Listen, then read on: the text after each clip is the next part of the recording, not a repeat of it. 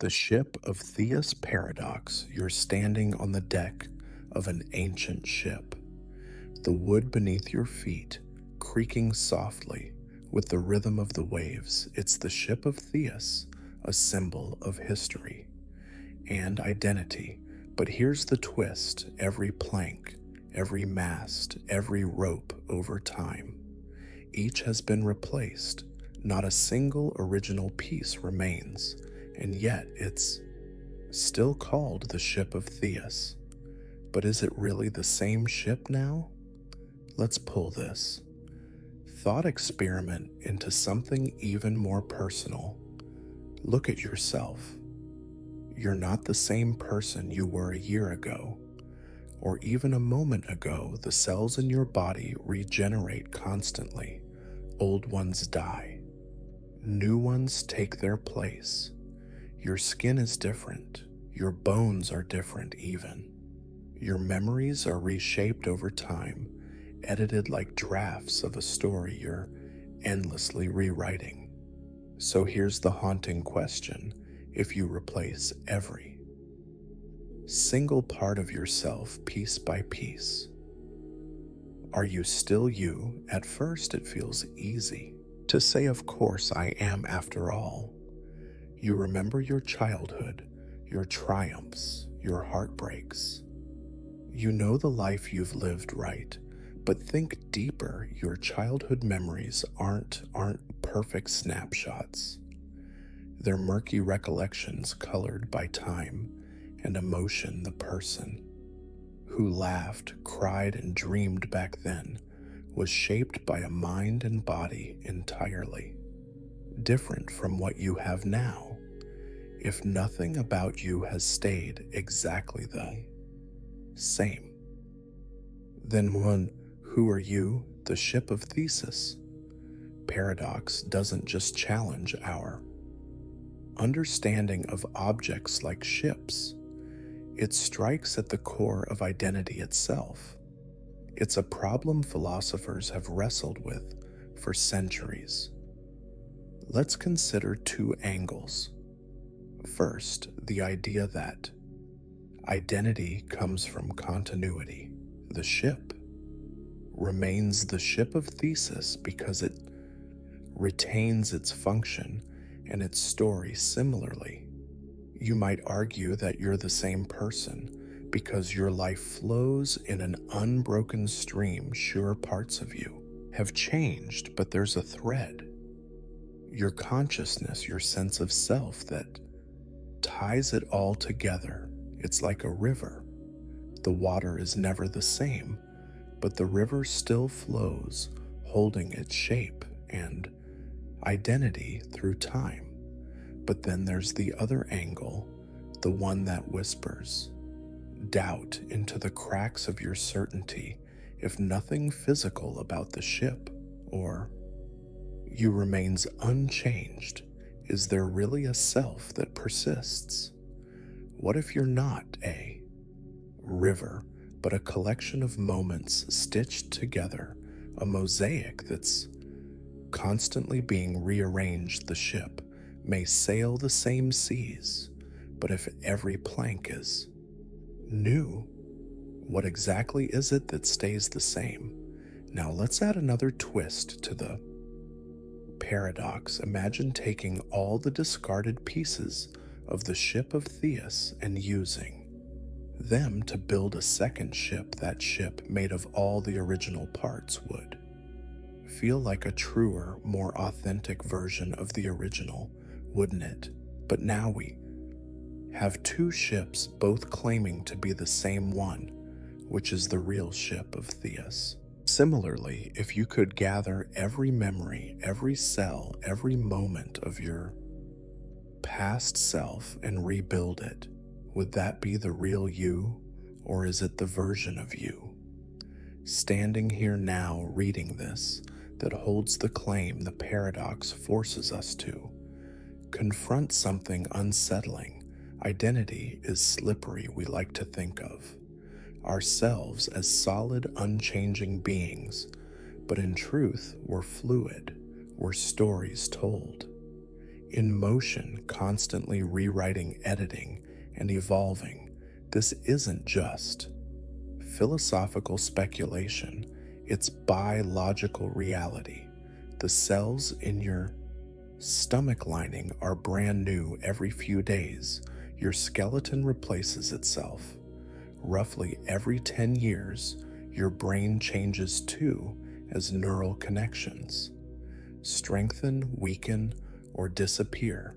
So if identity isn't fixed, what can you hold onto? Maybe the answer lies not in clinging to permanence, but in embracing. Change, after all, isn't growth. What makes life beautiful? The ship of Theus, whether it's a pile of planks or a fully functioning vessel, is defined by its journey, its purpose, its story, and so are you. The paradox doesn't have a neat solution because it's not meant to. It's a mirror reflecting the complexity of being human. You are not the same person you were yesterday, and you won't be the same person tomorrow. But maybe that's the point. Maybe identity isn't about what stays the same, but about the courage to sail forward no matter how. The liar paradox. Many times your ship is rebuilt. The paradox of the liar. This statement is false. Just 5 words, but they form a sentence that flips logic on its head, leaving you stranded in an endless loop. If the statement is true, then it must be false, but if it's false, then it must be true. You've walked right into a trap. Mind-bending puzzle that refuses to play by the rules of language and reason, sir. At first glance, it seems harmless, even trivial. It's just a sentence after all. But as you turn it over in your mind, you start to feel the weight of its implications. Logic, the foundation of how you make sense of the world, begins to feel less like a solid rock and more like a thin sheet of ice. The harder you press, the more it cracks. The liar paradox is more than a clever word game. It's a challenge to the very structure of how we think. You rely on language to convey truth, to define reality. But this simple statement reveals a fatal flaw. Language can loop back on its self-creating contradictions that logic can't untangle. How can something be true and false at the same time? And if you can't trust the rules of language, what can you trust to understand the paradox? Let's break it down. If this statement is false, is true, then the statement is accurate. It really is false.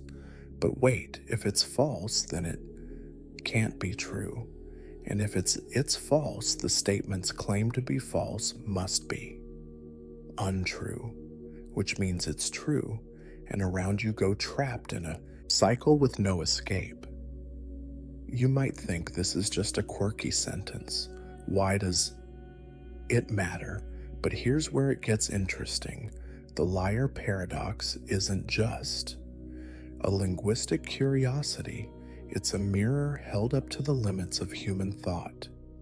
It's a reminder that even the tools we use to define reality, words, logic, reason, are imperfect and can crumble under their own weight. This paradox has haunted philosophers for millennia. The ancient Greek thinker Eubulus first introduced it, and since then great minds like Aristotle, Bertrand Russell, and Kurt Gurley have grappled with its implications. It's not just a riddle, it's a crack in the foundation of logic. Systems' goals, incompleteness. Theorems, for example, were partly inspired by this paradox, showing that any system complex enough to include basic arithmetic will contain statements that are true but unprovable. Think about that, the liar. Paradox isn't just a quirky sentence, it's a key to understanding the limits of what can be known. It whispers a deeply unsettling truth. There are questions that can't be answered, problems that logic alone can't solve. But the paradox doesn't stop at philosophy, it seeps into your everyday life, often without you realizing it. Have you ever doubted someone's sincerity when they say, "I'm not lying"? The liar paradox is right. They're lurking in that statement. If they're telling the truth, then they're not lying. But if they're lying, then their claim not to be lying is false. It's a practical reminder that truth and trust aren't always as straightforward as they seem. And then there's the digital world, where the paradox takes on a new life in programming. Self-referential loops can crash systems, creating an endless cycle that freezes progress even in artificial intelligence. The liar paradox serves as a cautionary tale. How can a machine designed to process truth handle statements that defy resolution? So, what's the takeaway? If this paradox can't be solved, what can you learn from it? Maybe the answer isn't in solving the paradox, but in understanding what it reveals about you. It shows that your mind, brilliant as it is, has limits.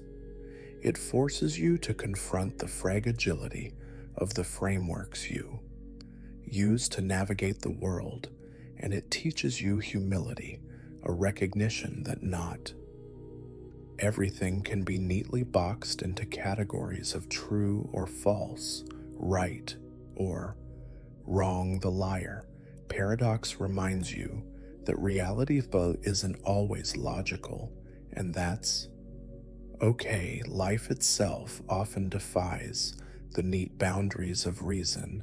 Embrace the messiness, accept the contradictions. After all, sometimes the most profound truths aren't found in certainty, but in the willingness to face the infinite loop, the paradox of the self, and let it deepen your understanding of the mysteries that make us human. The paradox of the self. Every night you close your eyes and drift into the darkness of sleep hours. Past dreams blur the boundaries of reality, and then you wake up refreshed, groggy, or somewhere in between. But have you ever stopped to wonder, is the you who opens your eyes in the morning the same you who closed them the night before? On the surface, the answer seems obvious. Of course, it's still you.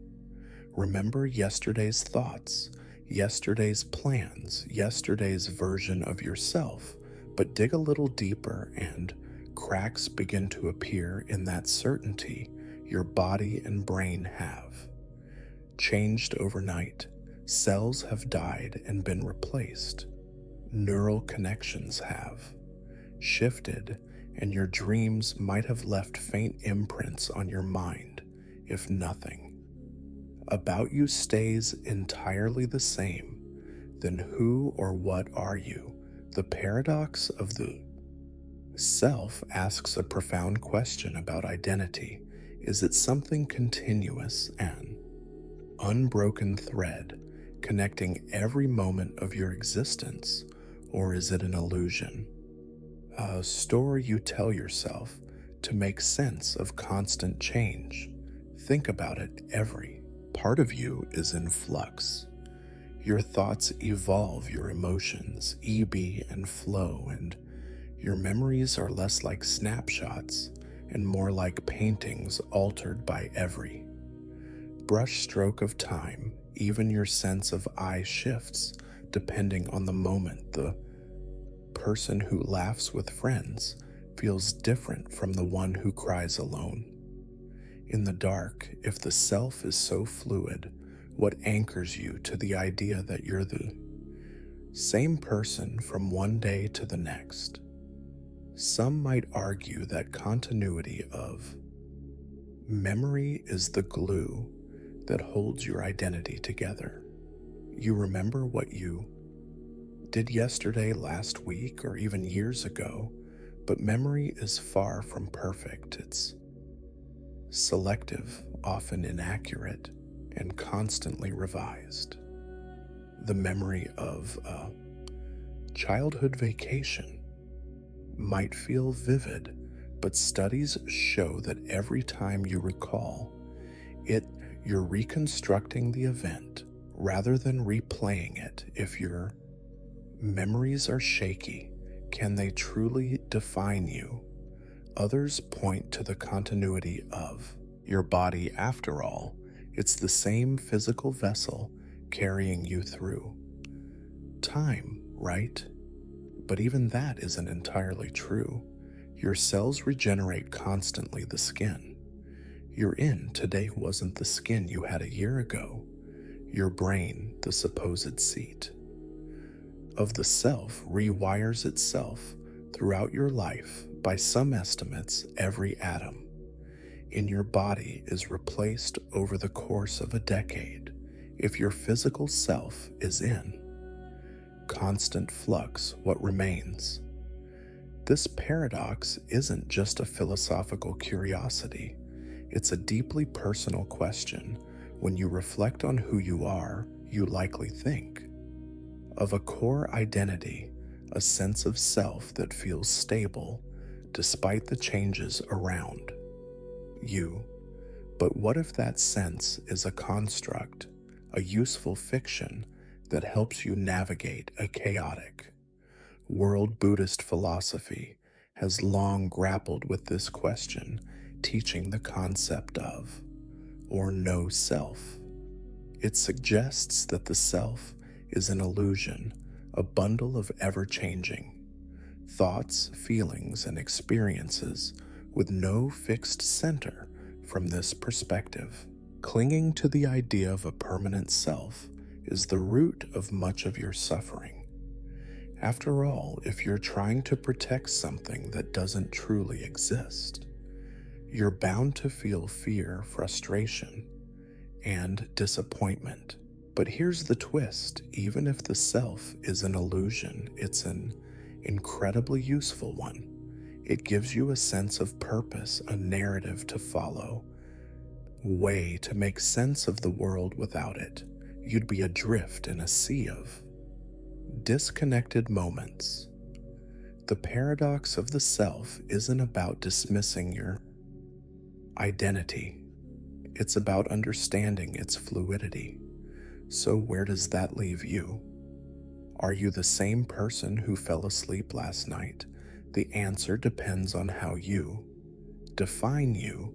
If you see yourself as a fixed entity, the paradox exposes the fragility of that belief. But if you embrace the idea of change, that your identity is a process rather than a product, you might find freedom. In the fluidity, you're not a static being frozen in time. You're a river constantly flowing, reshaping the landscape as you go. Each moment adds to the story, but no single moment defines it. Perhaps the you who wakes up each morning isn't the same you who went to sleep, and maybe that's okay, because in the end, the paradox of the self isn't about finding a definitive answer. It's about learning to embrace the beautiful, ever-changing. The paradox of the forgotten dream, mystery of what it means to exist. The paradox of the forgotten dream. Picture this: you close your eyes and drift into a dream. In that dream, you live an entire lifetime. You grow, you laugh, you love, you face struggles, triumphs, and moments of breathtaking beauty. Decades pass in the blink of an eye, and then you wake up. The dream vanishes, leaving behind only the faintest, fleeting sense that something extraordinary has slipped through your fingers if you can't remember it. If it leaves no trace in your waking mind. Did that life exist now? Take a deep breath, because this question goes deeper than dreams. Apply it to your waking life.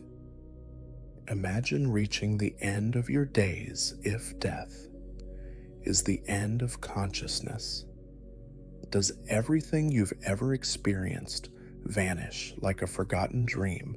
Does the story of your existence cease to matter if there's no one left to remember it? The paradox of the forgotten dream forces you to confront the fragility of memory, identity, and meaning you live as. Though your life is concrete, as though your moments will endure, but what if they're as fleeting as the echoes of a dream you'll never recall? At first, the answer seems obvious. Your waking life feels real, grounded. It leaves behind evidence, relationships you've built, actions you've taken, even the physical traces of your existence.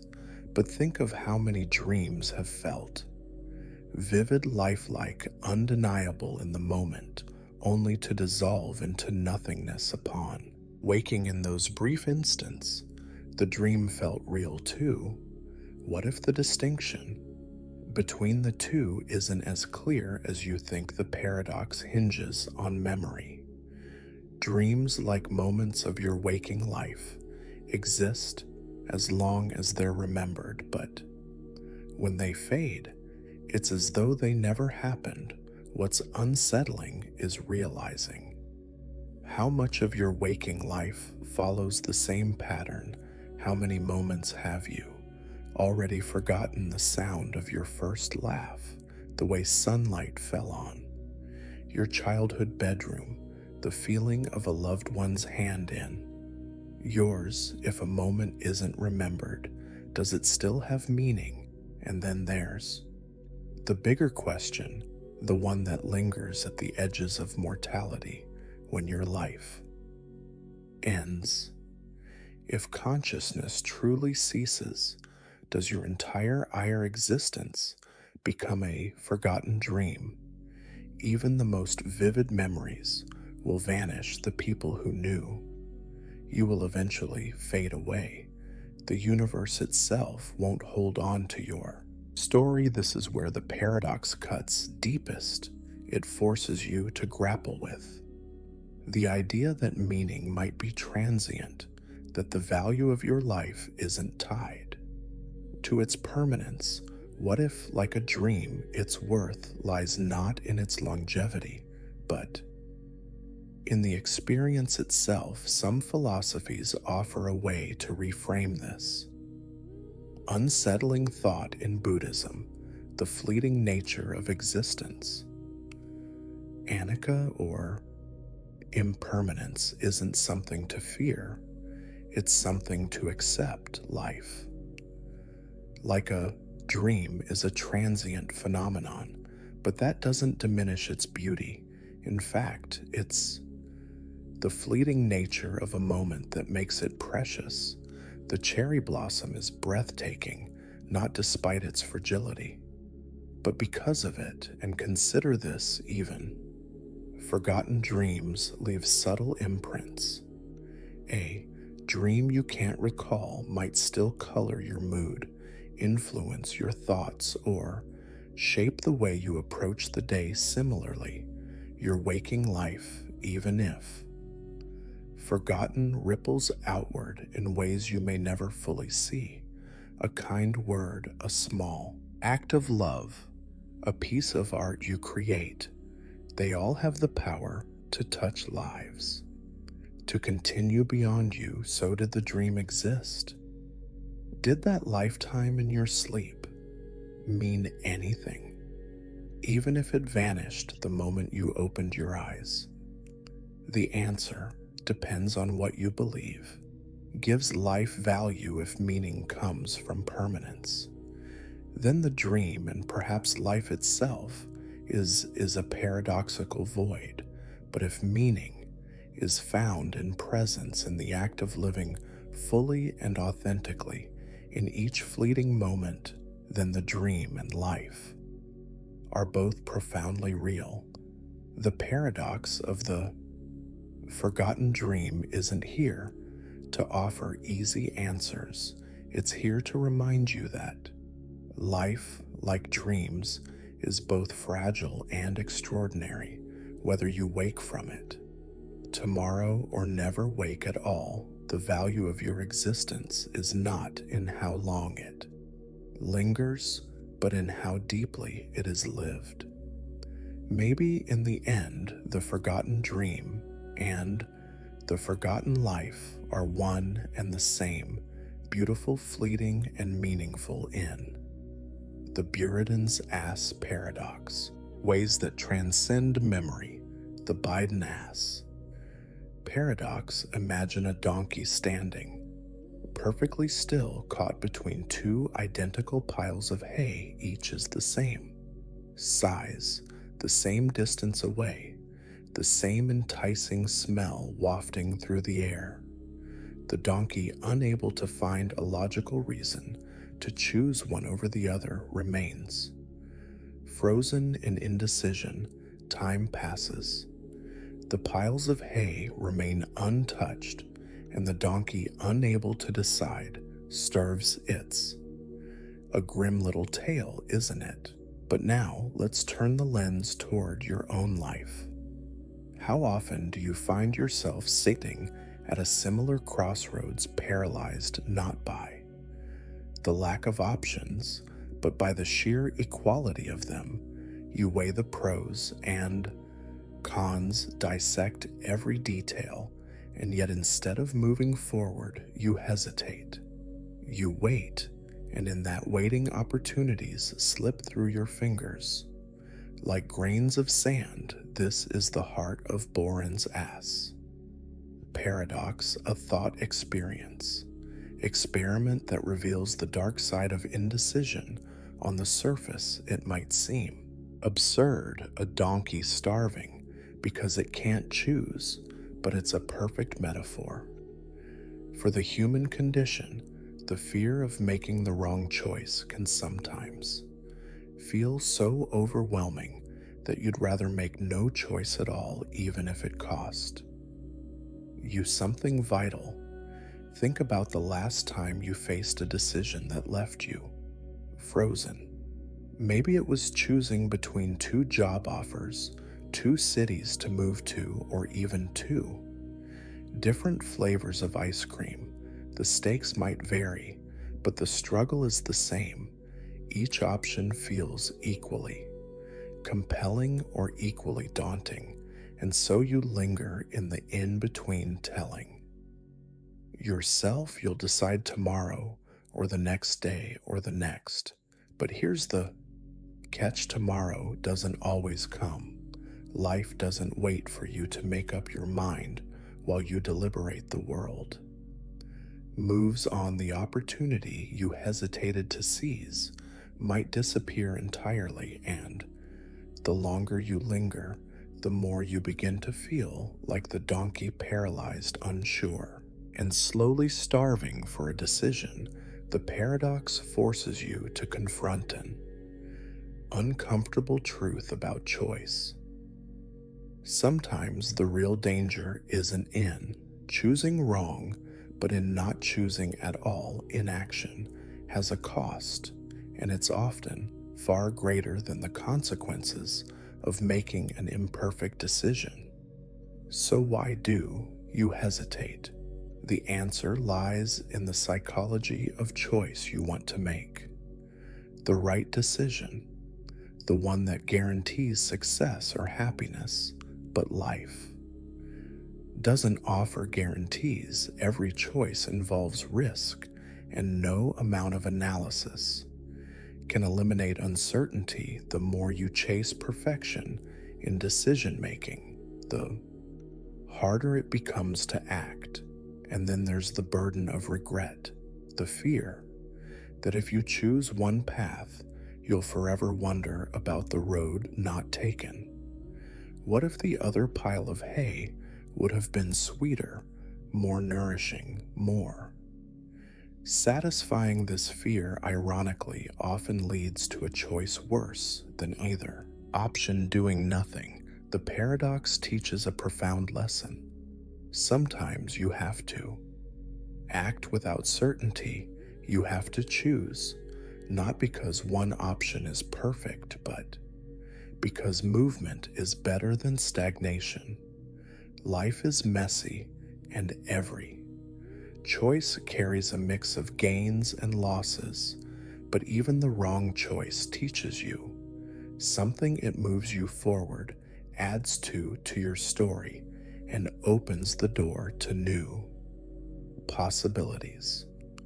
Philosophers have debated the implications of burdens asked for centuries, but the solution is surprisingly simple when faced with two equally good options. Pick one, flip a coin if you have to. The act of choosing breaks the stalemate, freeing you from paralysis and allowing you to move forward. After all, life isn't about finding perfect answers, it's about creating meaning through action. The donkey didn't starve because the hay wasn't good enough. It starved because it forgot one essential truth: any choice is better than no choice. So the next time you're caught between two options, remember the paradox. Don't let indecision rob sixth of opportunities. Don't stand still while the world moves forward. Choose a pile of hay. Take a step, move, even if it feels uncertain, because in the end, life rewards those who are willing to act, not those who wait forever for the perfect. The Sorites paradox, the paradox of the heap moment that never comes. The Sorites paradox, the paradox of the heap. Picture a heap of sand sitting in front of you, a perfect little mountain of grains. Now imagine removing one grain. It's still a heap, right? You pluck another and another. The heap remains, but as you keep going, something strange begins to happen. Grain by grain, the pile shrinks until you're left with just one lone speck of sand. Is that a heap? This is the Sorites paradox, the paradox of the heap. It asks a seemingly simple question: at what point does the heap stop being a heap? There's no clear answer, no exact moment when the transformation occurs. The boundaries blur and the definition of heap dissolves into uncertainty. Now turn that question inward. Instead of a heap of sand, imagine your personality, your identity. Piece by piece, aspects of who you are can shift or fall away over time. A habit you once cherished disappears. A belief you held firmly evolves. A role you define yourself by, student, friend, partner, fades into memory if enough grains of your identity are removed. At what point do you stop being you on the surface?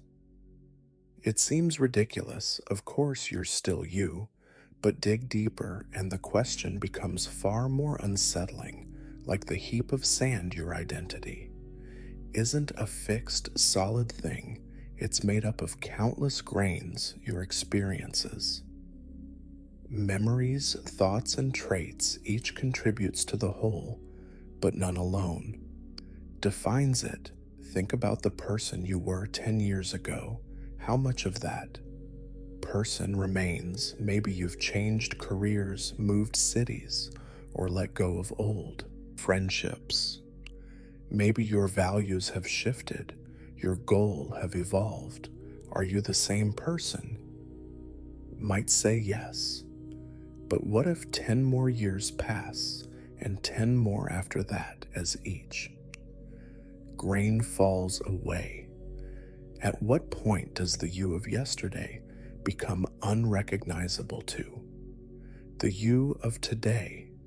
The paradox doesn't just challenge your sense of identity, it questions how you define anything at all. Where do you draw the line? Is a single grain of sand a keep 2 grains?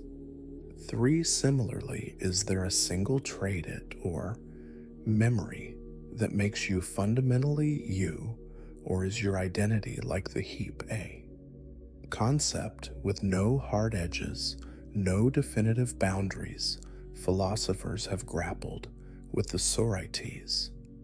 Paradox for centuries, it reveals the fragility of definitions and the slipperiness of language. Words like heap or self rely on fuzzy boundaries, assumptions that fall apart under close scrutiny, and yet these fragile constructs shape how you see the world. In some ways, this paradox mirrors your experience of time. Change happens gradually, often imperceptibly. You don't notice the individual grains slipping away until one day you look back and realize the heap has transformed. It's both comforting and disorienting, a reminder that change is inevitable and that clinging to static definitions can blind you to the fluid nature of life. But here's where the paradox shifts from unsettling to profound. While the grains of your identity may shift the process itself, the constant rebuilding, evolving, reshaping is what makes you who you are. You're not a static pile of sand. You're the act of gathering, releasing, and reshaping those grains. Your identity isn't a thing, it's a movement, a story that's always unfolding. The sorites. Paradox doesn't have a neat solution, and that's the point. It forces you to confront the gray areas of existence, the places where certainty fades into ambiguity. It challenges you to embrace the fluidity of life and to let go of the need for rigid definitions. So when you think about the heap or yourself, don't get stuck searching for the exact moment when it changes. Instead, focus on the beauty of the process, the grains of sand, like the moments of your life come together and fall away, creating something dynamic, something alive in the end. The paradox isn't about finding where the heap disappears or where you ends. It's about recognizing that identity, like a heap of sand, is a work in progress, and maybe the real magic lies not in the heap itself, but in the infinite possibilities of its. The paradox of Theseus's identity, transformation. The paradox of Theseus's identity. Imagine stepping into a room where a perfect replica of you is standing, not just a look-alike, but an exact clone down to every molecule, every scar, every childhood memory. It remembers your favorite song, your worst heartbreak, and the way you like your coffee. For all intents and purposes, it believes it's you. But here's the question: is it you at first? The answer might seem clear. Of course not. You're standing here and the clone is over there. But what if every part of the clone, its body, its mind, even its personality, matches you so perfectly that no one, not even you, can tell the difference?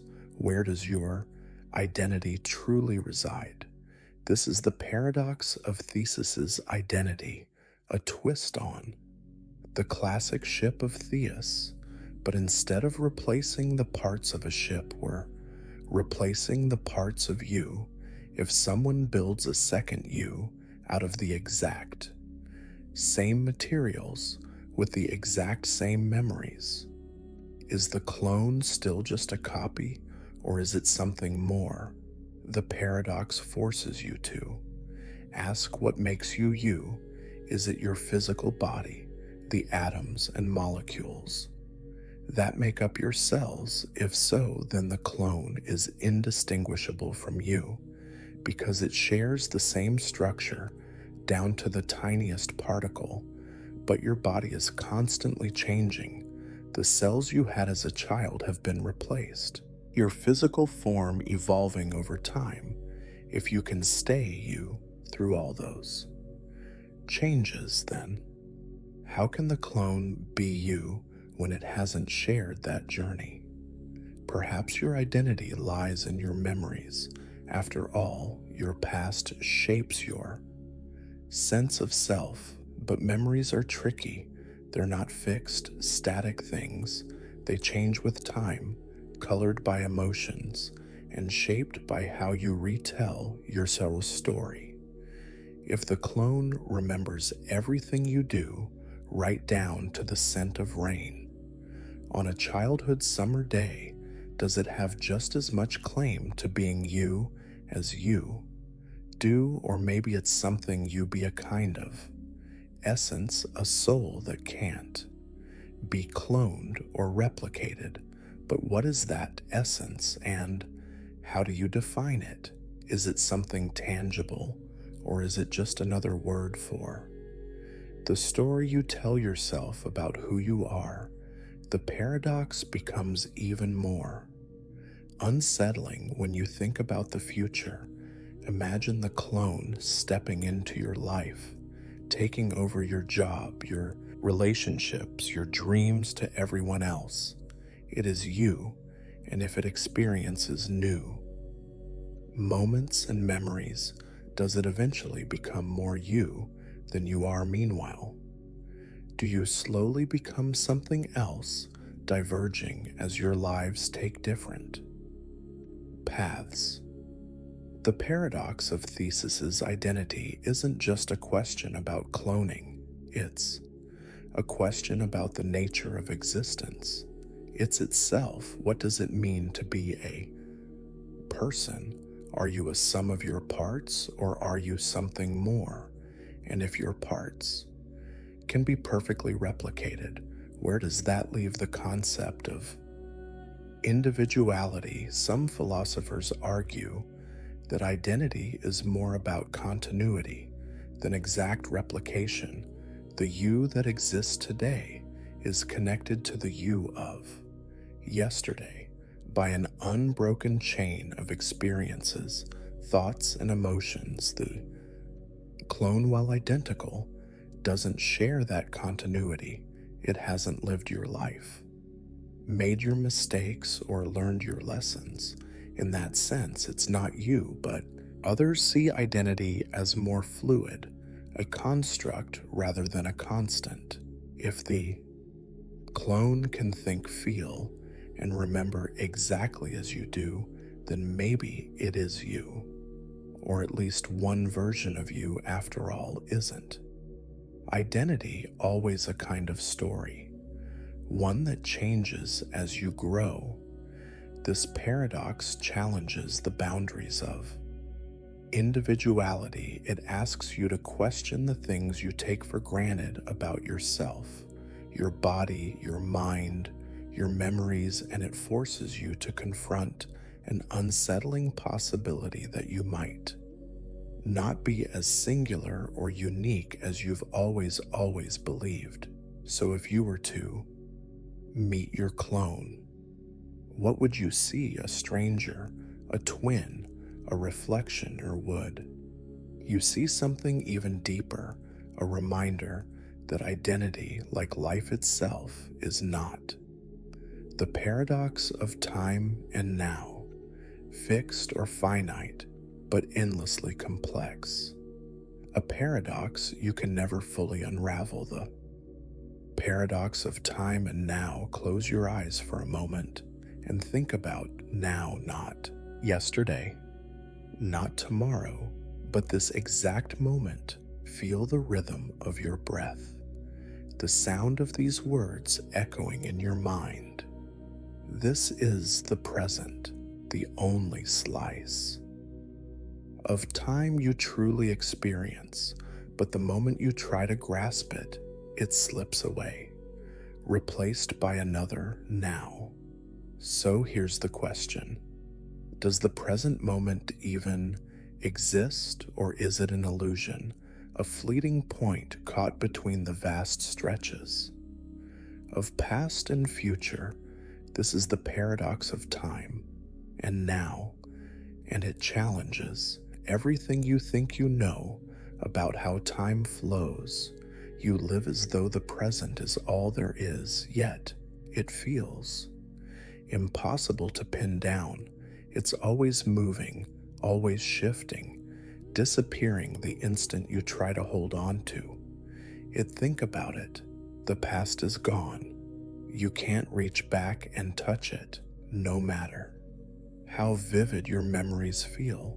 The future hasn't arrived, and you have no way of knowing if it ever will. All you have is this moment. But what is the present?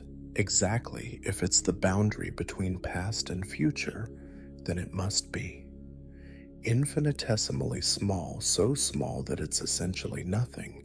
This paradox forces you to question the nature of time itself. Is the present real, or is it just an illusion created by your mind to make sense of a reality that's constantly in motion? One way to approach the paradox is to think of time as a river. The present is like a single point on the water's surface, the place where the current flows beneath your fingertips. But if the river is always moving, is there ever a true point, or is the present just the illusion of stillness in a stream that never stops? Then there's the question of how you perceive time. Your brain takes milliseconds to process sensory input, which means you're always experiencing reality as it was a tiny moment ago even. The present isn't truly now. It's a lagging echo of what just happened. Some philosophers argue that time is an illusion, a log together, that past, present, and future are all part of a single, unchanging reality.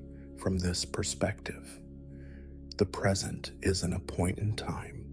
It's your perception of a larger whole. You live in the now because your consciousness can't process the vastness of eternity all at once. But here's where it gets personal. If the present doesn't exist, or if it's so fleeting that it barely counts as real, then what does that say about your life? Every moment you've experienced, every memory, every plan, every dream, they all hinge on the idea that time flows forward and that the present is real. Without the present, how do you make sense of who you are? The paradox doesn't stop at philosophy. It seeps into your daily life. How often do you dwell on the past, replaying moments in your mind like a song stuck on repeat? How often do you project yourself into the future, worrying about what's to come or imagining what could be? And yet all of that happens in the now, even when you're lost in thought. The only place you ever truly live is this fleeting, indefinable moment. So what can you do with this paradox? If the present is both everything and nothing, how do you find meaning in it? The answer might lie in embracing the contradiction. The present doesn't need to be something you hold on to. It's something you experience. It's the breath you take, the warmth of sunlight on your skin, the fleeting feeling of connection when you smile at someone. The paradox of time and now isn't meant to be solved, it's meant to be felt. It's a reminder that life is as transient as the present itself. You can't cling to it, but you can live in it, fully and completely, without needing it to be anything more than what it is, a fleeting point of experience, rich with possibility. So let the past rest, let the future wait be here in the paradox of now, and let it remind you that existence isn't about holding on to time, it's about moving with it, moment by moment, into the infinite unknown. The paradox of free will verse. Determinism. Think about the last choice you made. Maybe it was as small as deciding what to eat for breakfast, or as significant as choosing your career path. It felt like your choice, didn't it? Oh. Decision made freely, guided by your thoughts, desires, and values. But what if it wasn't what if? If every decision you've ever made, no matter how personal, was just the inevitable result of everything that came before your upbringing, your biology, the motion of the universe itself. This is the paradox of free will versus determinism, ATT tension that strikes at the very heart of what it means to be human. You live as though. The paradox of free will versus determinism. You're free to shape your life, yet the universe seems to operate on a strict chain of cause and effect. If every action is the result of a prior cause, then where does your freedom fit in the idea of determinism? Suggests that everything that happens, including your thoughts and choices, is the inevitable consequence of preceding events, like dominoes falling in a perfect line. Every action is caused by another. Stretching back to the beginning of time, the family. You were born into the culture that shaped you, the neurons firing in your brain. All of it combines to create the conditions for your decisions. If that's true, can you ever truly act freely yet? You feel free when you stand in front of two paths, left or right. You feel the weight of the decision, the sense that you could choose. Either you deliberate, weigh your options, and make a choice. But what if that deliberation was itself predetermined? What if the way you think, the values you hold, and the logic you use were all shaped by forces beyond your control? This paradox forces you to question your deepest assumptions about yourself. If free will is an illusion, what does that say about responsibility? If your actions are predetermined, can you be blamed for mistakes or praised for achievements? Is the idea of moral accountability just a convenient story society tells itself? Some philosophers, like those in the hard determinist camp, argue that free will doesn't exist. They see human behavior as just another part of the natural world, governed by the same laws of physics that guide the stars. To them, your sense of autonomy is no more real than the illusion of a stationary earth beneath your feet. Others take a softer approach, embracing what's called compatibilism. They argue that free will and determinism aren't mutually exclusive. Even if your choices are influenced by prior causes, you're still free. as long as you act according to your desires and intentions. In this view, freedom isn't about escaping causality, it's about being able to act without external coercion. But the paradox doesn't stop at philosophy, it plays out in your everyday life. Think about how you interpret your actions. When you succeed, you feel pride, believing your hard work and effort paid off. When you stumble, you blame yourself, convinced you could have done better. But if determinism is true, then your successes and failures were written into the fabric of reality long before you were even born. And yet abandoning the idea of free will feels impossible.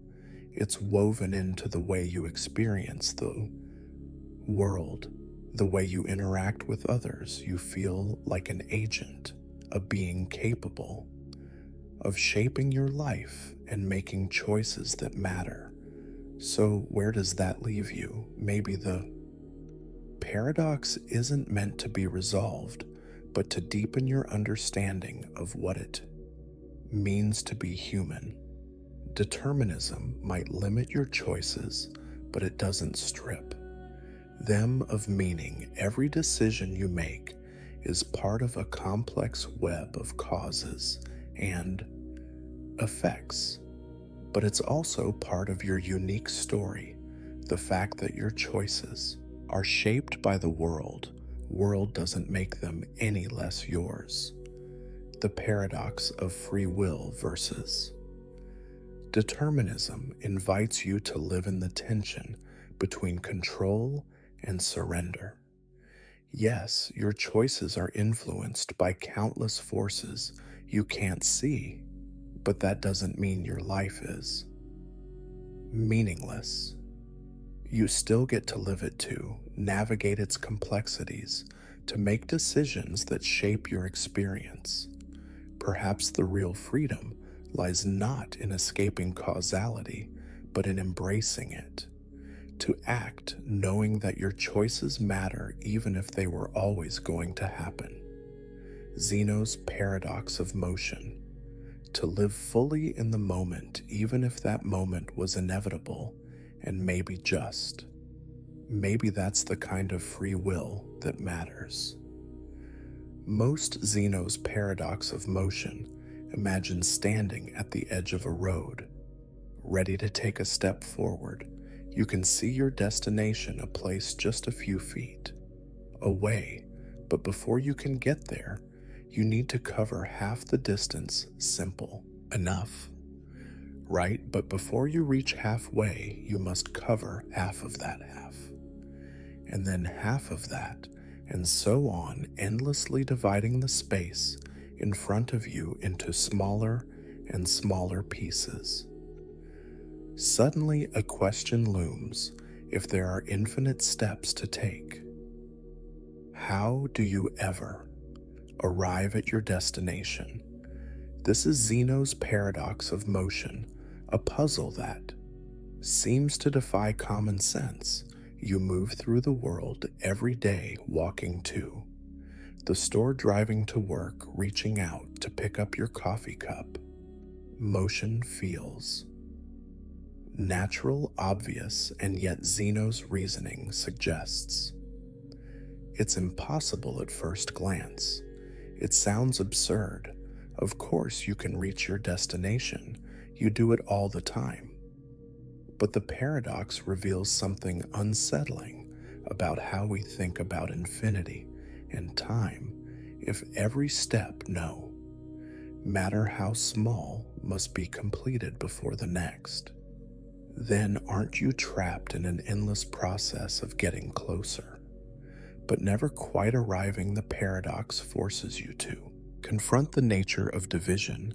In infinity, you can always break something into smaller parts, divide a line, a second, a step forever. But how do you make sense of an infinite number of steps when motion itself feels so continuous and seamless? Let's take a closer look. If you're traveling to a point 1 meter away, you first cover half. The distance, 0.5 m, then half of what remains, 0.25 m, then 0.125, and so on. Each step gets smaller, and the time it takes to cover each one shrinks mathematically. The sum of all these steps adds up to exactly 1 meter.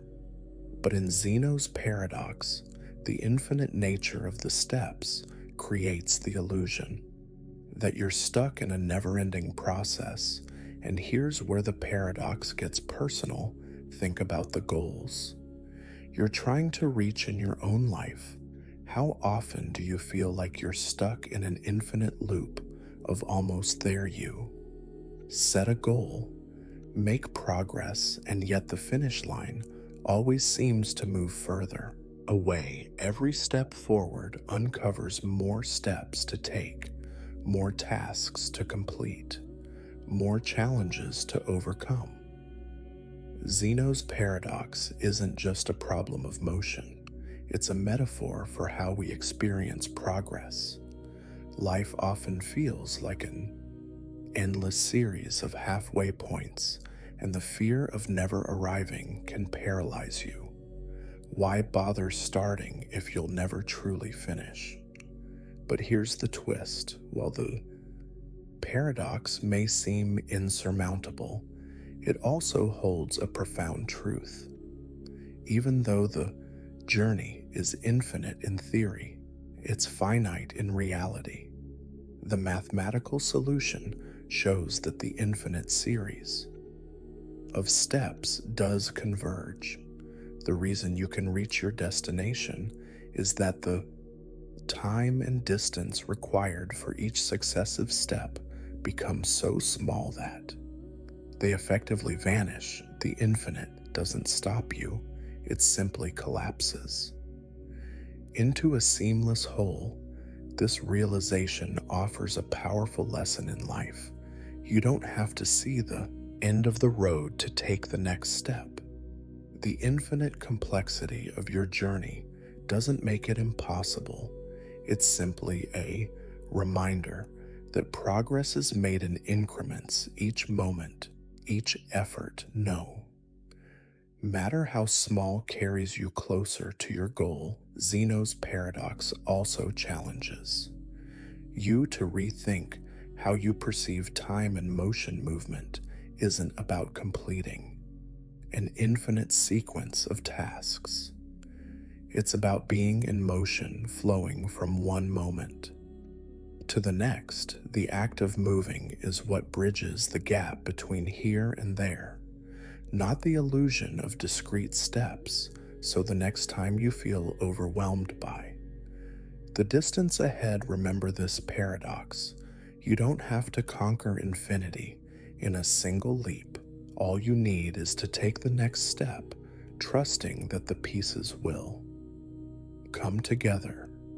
The paradox of motion isn't here to paralyze you. It's here to remind you that life is made of infinitely small moments, each one leading to the next, and in that flow, you'll find your destination. Not by the omnipotence paradox, conquering infinity, but by moving through it. The omnipotence paradox. Picture an all-powerful being, a force so limitless that it can shape worlds, bend reality, and do anything imaginable. Now ask yourself this: could such a being create a rock so heavy that even it cannot lift it?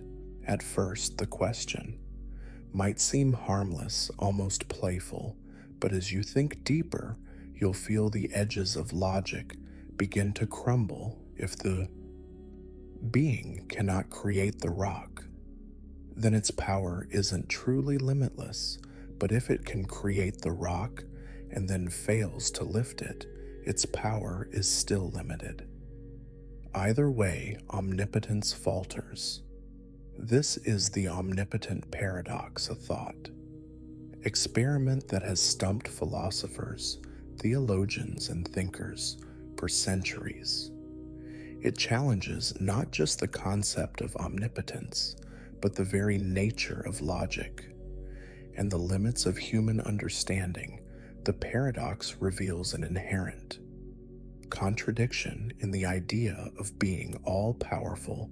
Omnipotence, by definition, implies the ability to do anything, but if anything includes creating logical impossibilities, does that render omnipotence incoherent? It's a circular trap. If the being can create the unliftable rock, it limits itself. If it can't, it's already limited either way. Omnipotence appears to self-destruct. Let's break it down.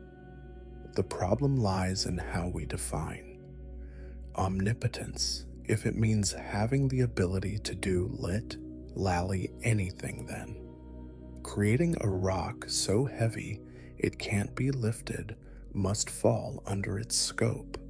But by doing so, the being contradicts its own power, creating a scenario where it is no longer omnipotent. On the other hand, if omnipotence means the ability to do anything that's logically possible, then the paradox dissolves, but at the cost of admitting that even omnipotence is constrained by logic.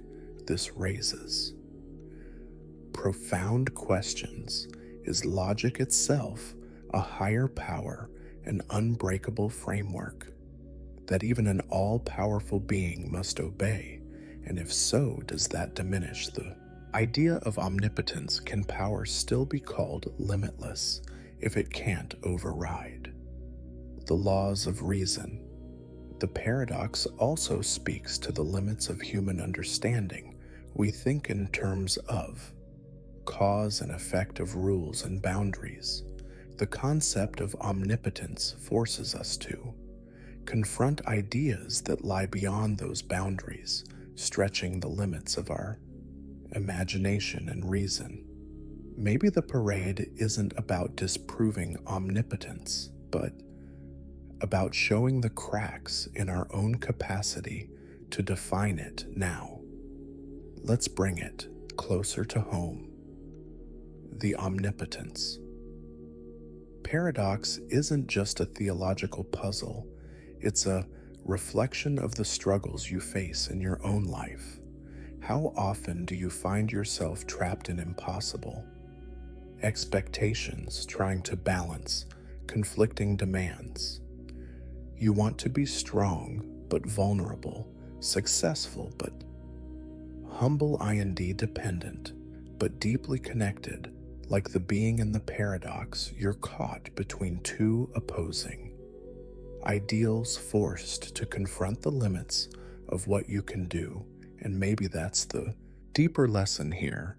Omnipotence isn't about perfection, it's about navigating the tension between what's possible and what's ideal. The paradox reminds you that even the idea of being limitless comes with its own contradictions. So can an all-powerful being create a rock it can't lift? Maybe the answer doesn't matter. The question itself forces you to grapple with the complexity of power, choice, and limitation.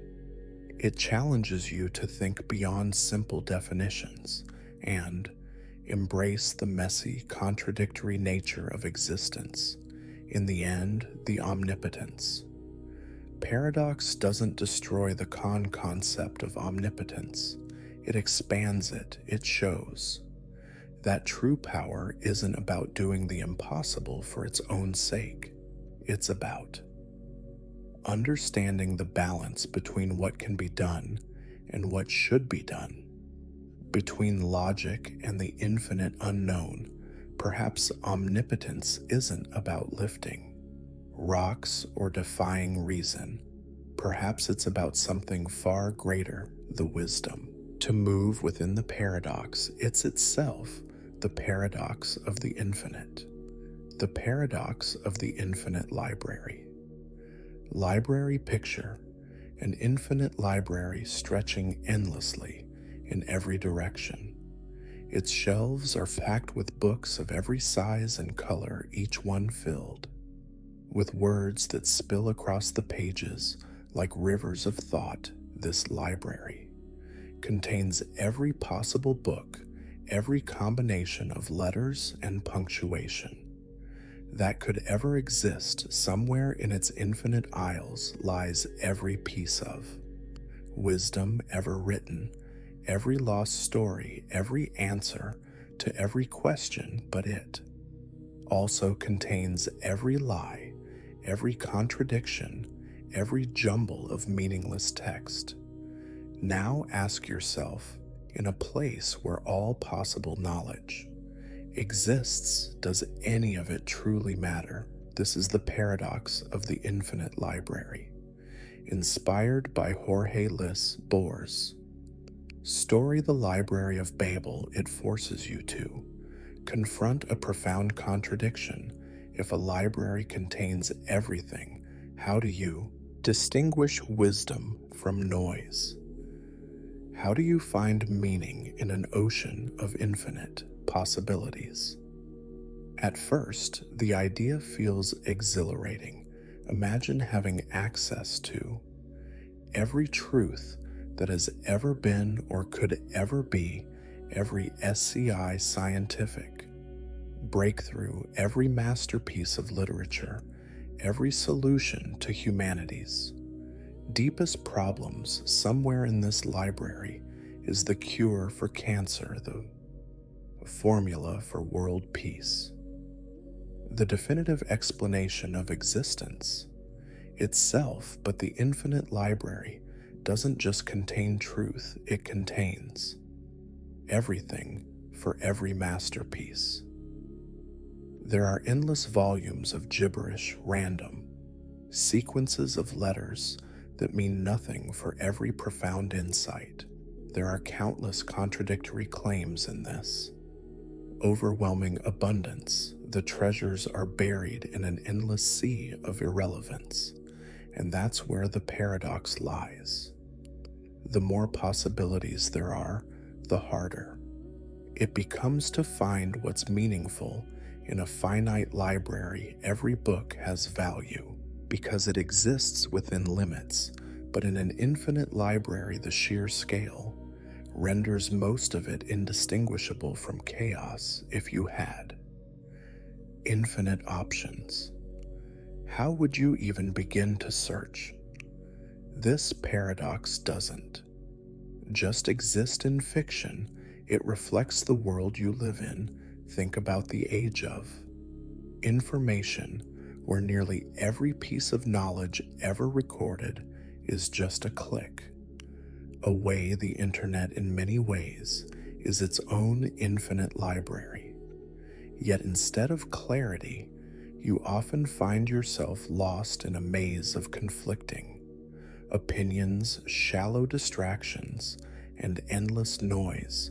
The paradox of infinite information is that it can feel like too much to handle, leaving you more confused than enlightened. The infinite library also forces you to question the nature of value. Is knowledge valuable because it's rare? If everyone had instant access to every possible answer, would knowledge lose its significance? Imagine finding a book in the library that explains the meaning of life in a finite world.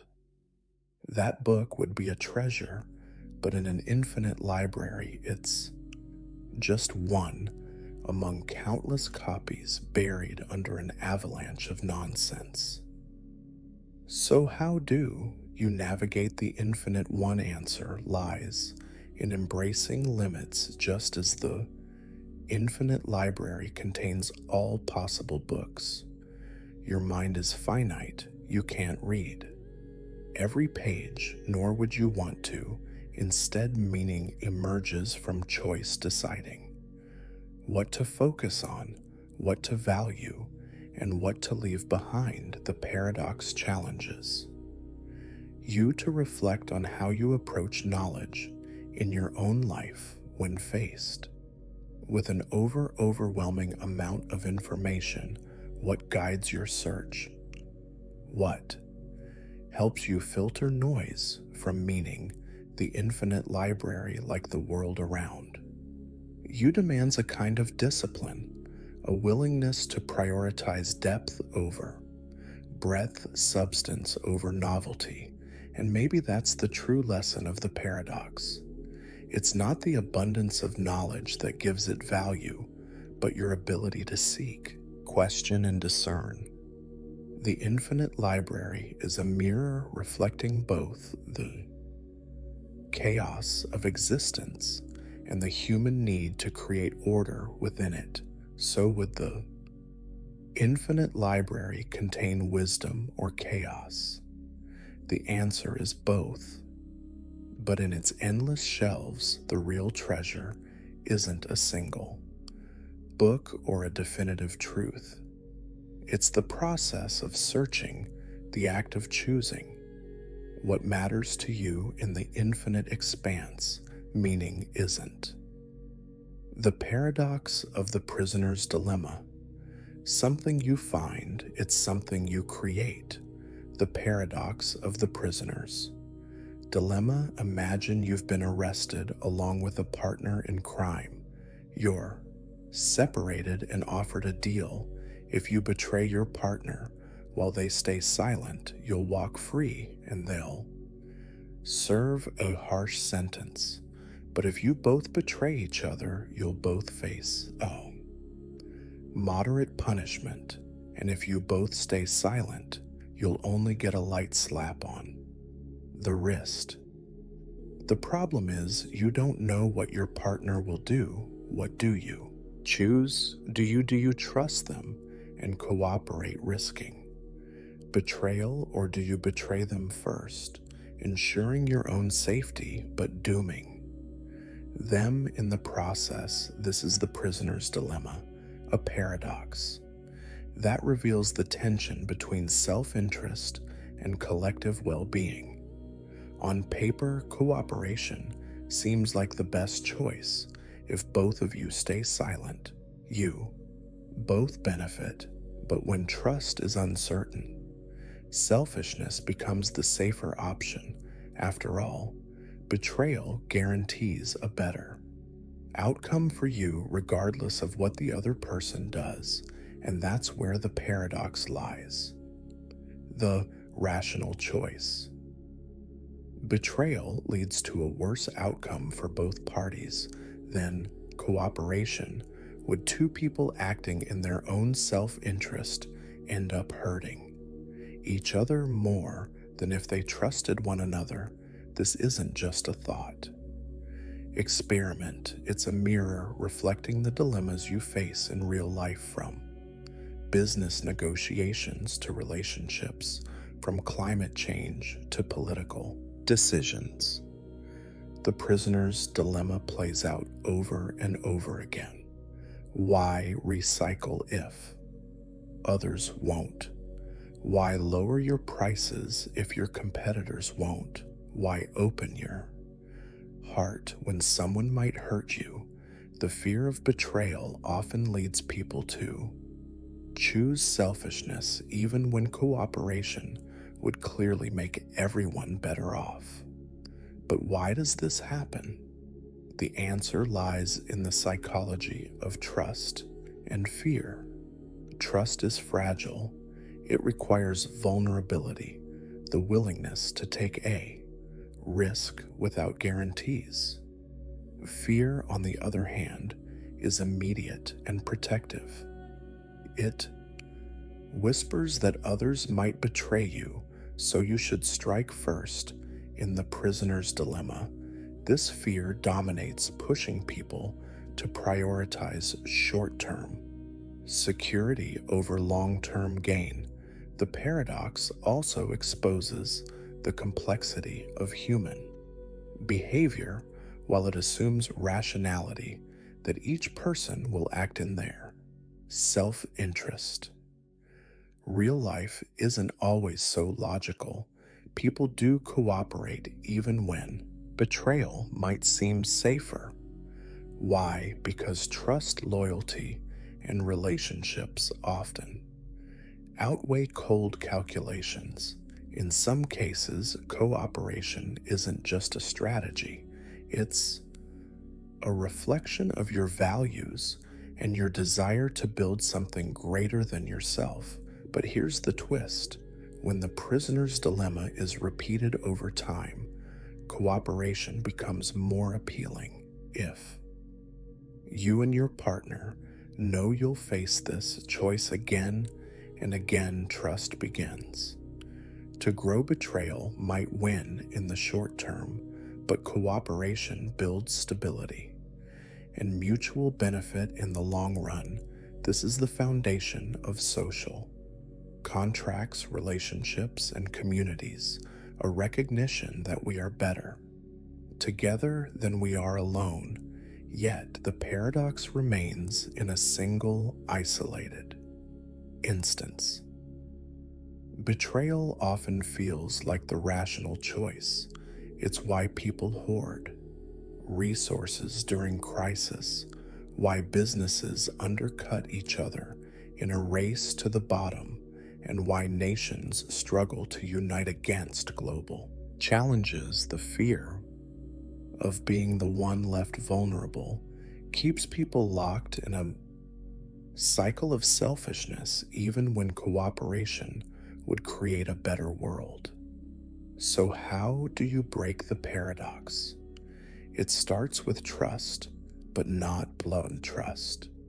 It's about fostering environments where cooperation feels safe, where the fear of betrayal is replaced by the promise of mutual benefit in relationships.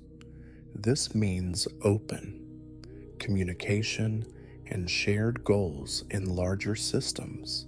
It means building structures that reward collaboration and discourage exploitation. The prisoner's dilemma isn't just a game, it's a reflection of the choices you make every day. It asks you to weigh the paradox of the silent scream, risks of vulnerability against the rewards of connection. It challenges you to consider not just what benefits you now, but what creates a better outcome for everyone in the future. In the end, the paradox of the prisoner's dilemma isn't about the inevitability of betrayal, it's about the power of trust, the courage to cooperate, and the potential to rise above fear.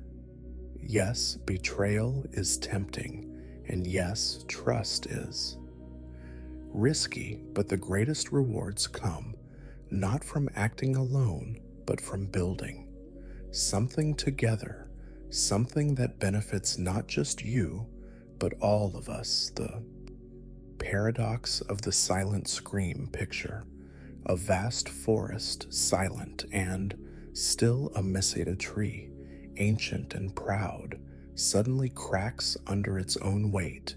It topples to the ground, branches snapping, earth trembling, but no one is there to witness it. No ears to catch the roar, no eyes to see the fall, and so the question echoes: did it make a sound? This is the paradox of the silent scream, a puzzle that forces you to confront the relationship between reality and perception. If an event occurs but isn't experienced, can it truly be said to exist? At first, the answer seems straightforward, of course. The tree made a sound. Sound is a physical phenomenon, vibration traveling through the air. Whether or not someone hears it, the air molecules still move. The vibrations still ripple outward. The forest doesn't need an audience to perform its symphony. But then you dig deeper and the certainty begins to waver. Sound as you experience it isn't just vibrations in the air, it's what your brain creates when your ears capture those vibrations. Without an observer, without perception, there is no sound as you understand it. The tree falls, the air moves, but does it truly scream?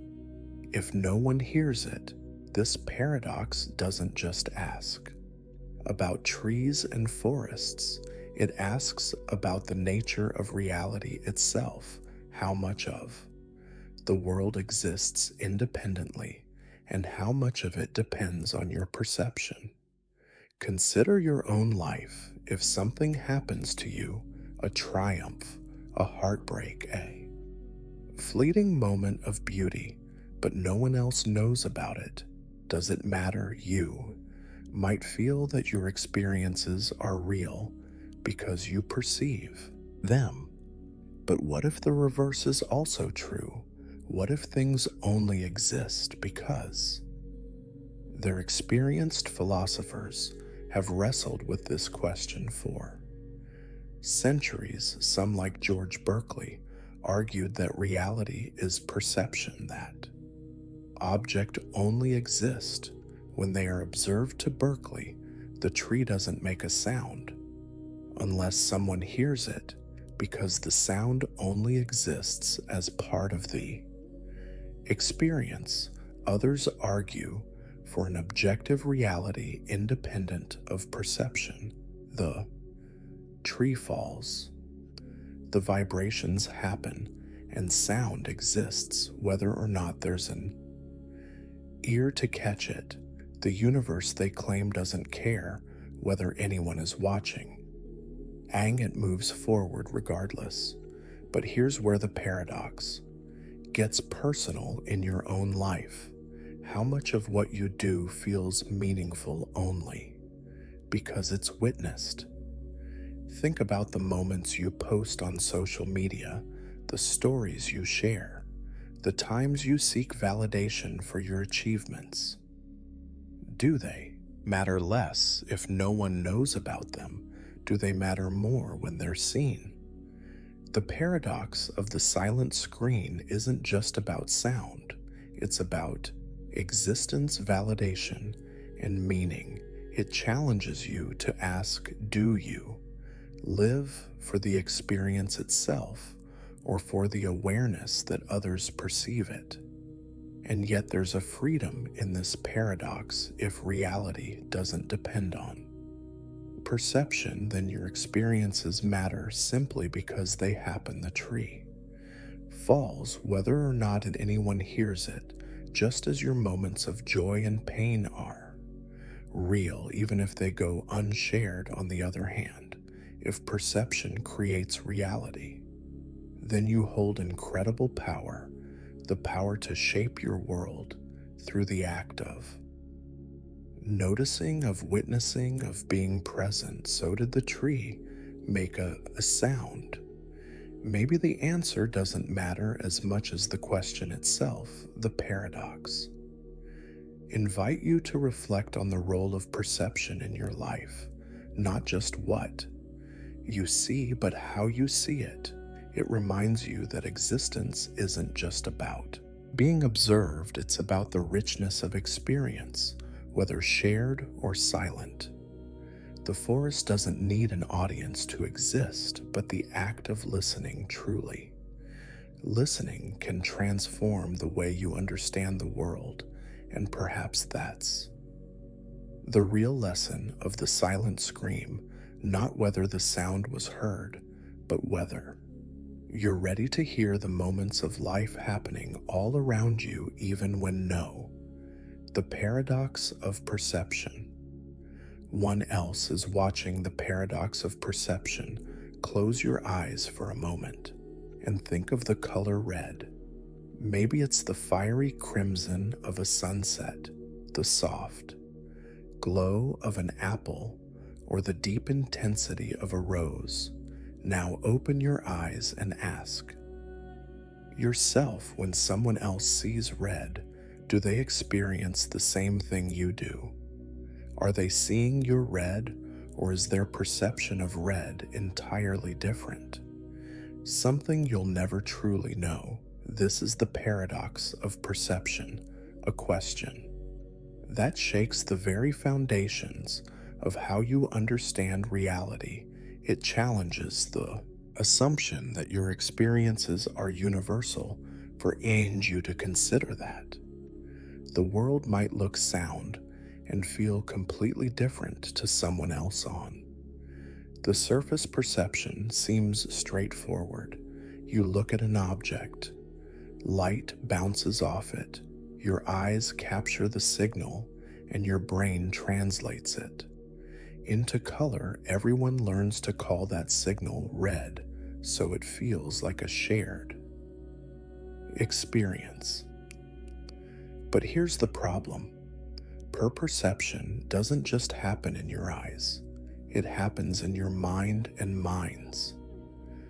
Are deeply personal, shaped by biology, culture, and memory. What if someone's red? Is your blue? What if their entire sensory world is subtly or wildly different from yours? You'll never know, because there's no way to step outside your own mind and experience. There's this paradox reveals the isolation at the heart of perception you live as. Though the world you see, hear, and feel is the same world everyone else experiences, but in truth, reality might be far more fragmented, with each person existing in their own private version of it. Now think beyond color. The paradox extends to every aspect of your experience. How do you know that what feels like joy to you feels the same to someone else? When you describe pain, can they ever truly understand it, or are they imagining something completely different? Even words, our best attempt to bridge the gap between minds, are colored by personal perception. This isn't just a philosophical problem, it's deeply human.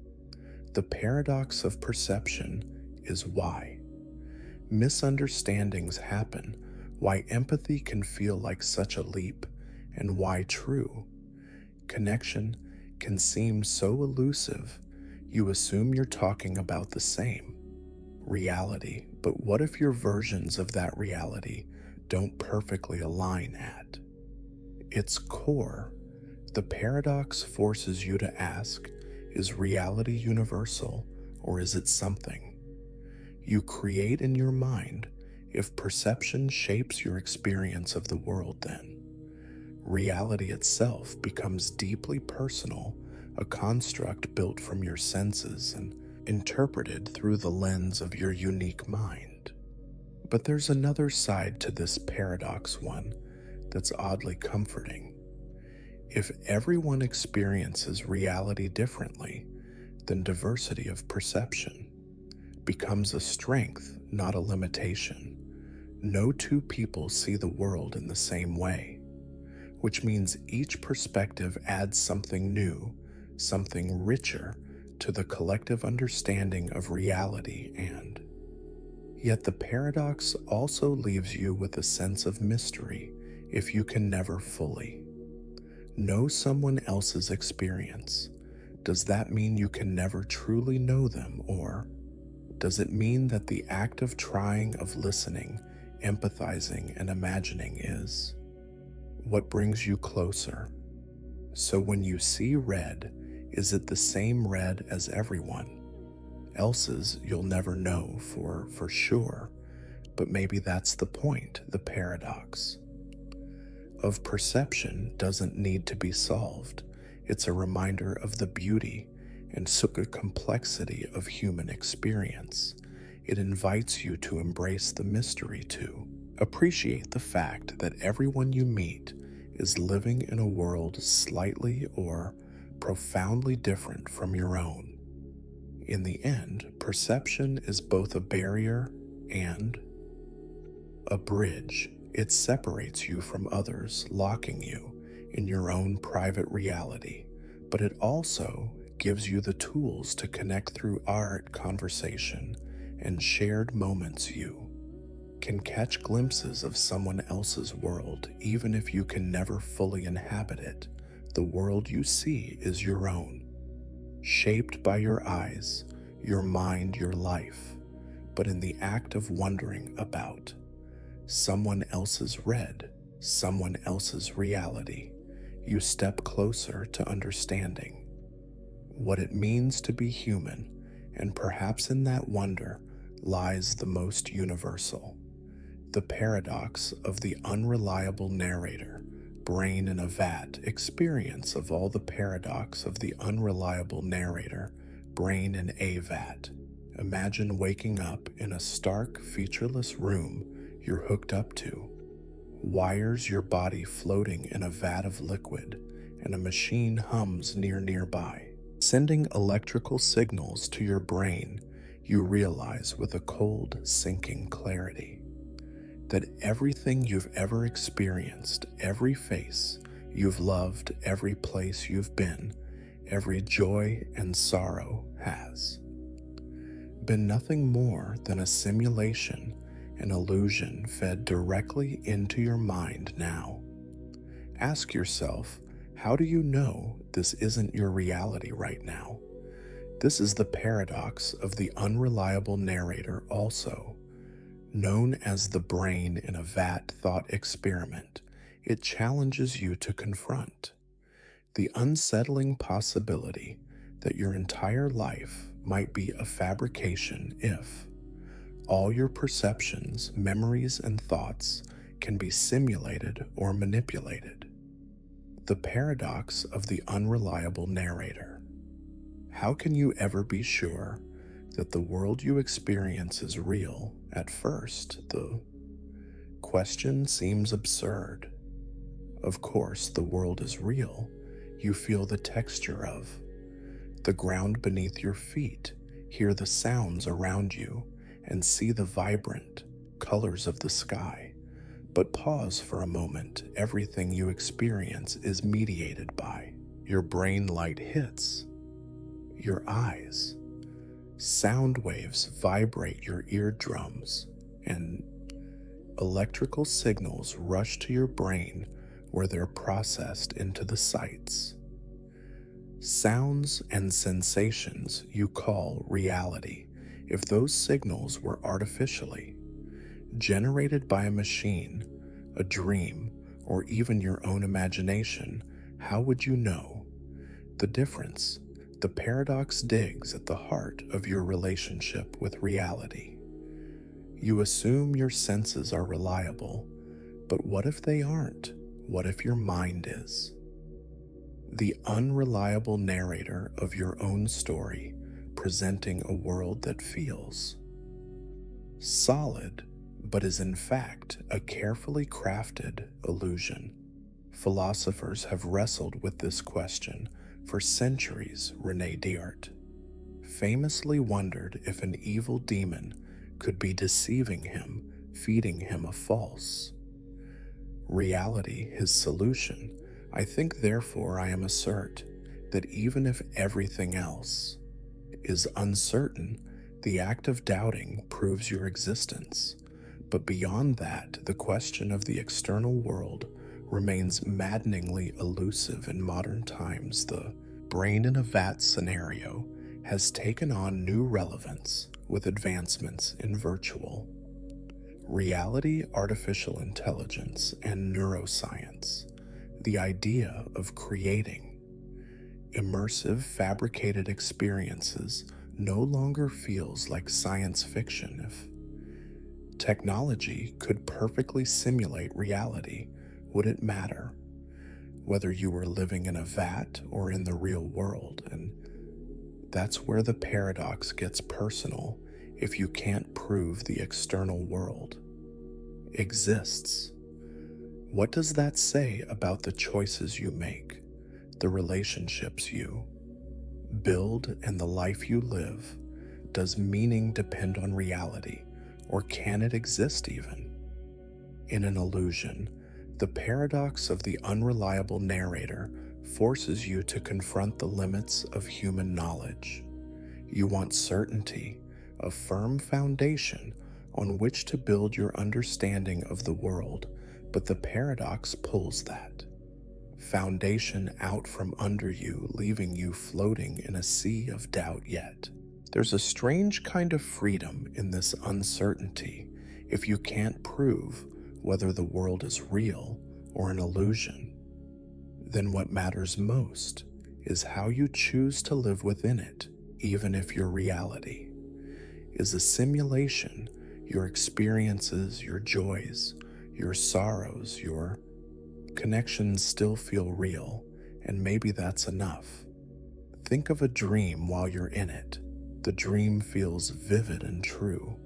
You laugh, cry, run, and fight as though it's all happening.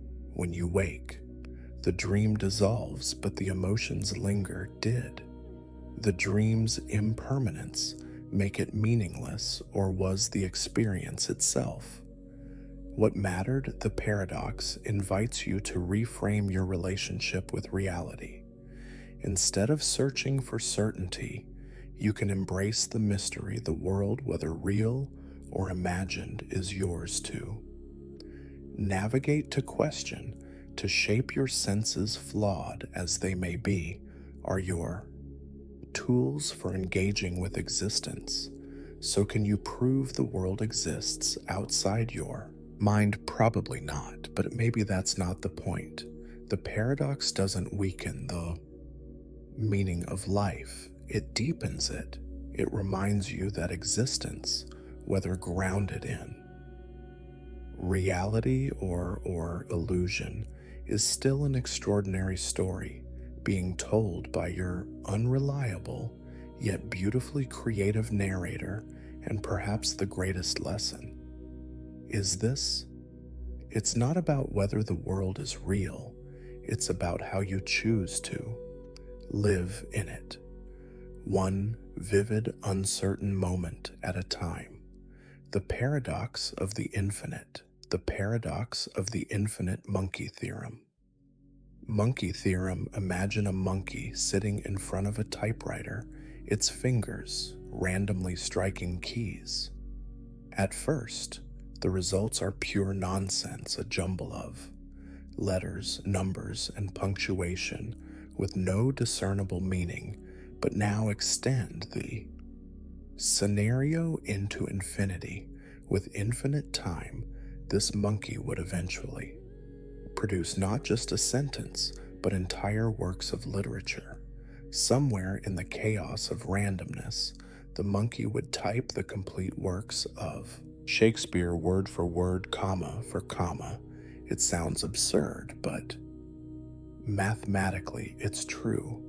Given infinite time, even the most improbable outcomes become inevitable. Yet, this is where the paradox begins. If meaning and masterpieces can arise purely from randomness, what does that say about the value of human creativity? You might instinctively reject the idea the works of Shakespeare weren't random. They were the product of genius, careful thought, and deep emotion. How could something so profound come from the mindless tapping of a monkey? But the theorem challenges that instinct. It forces you to confront the unsettling possibility that creativity, which feels so uniquely human, might be less about inspiration and more about probabilities playing out.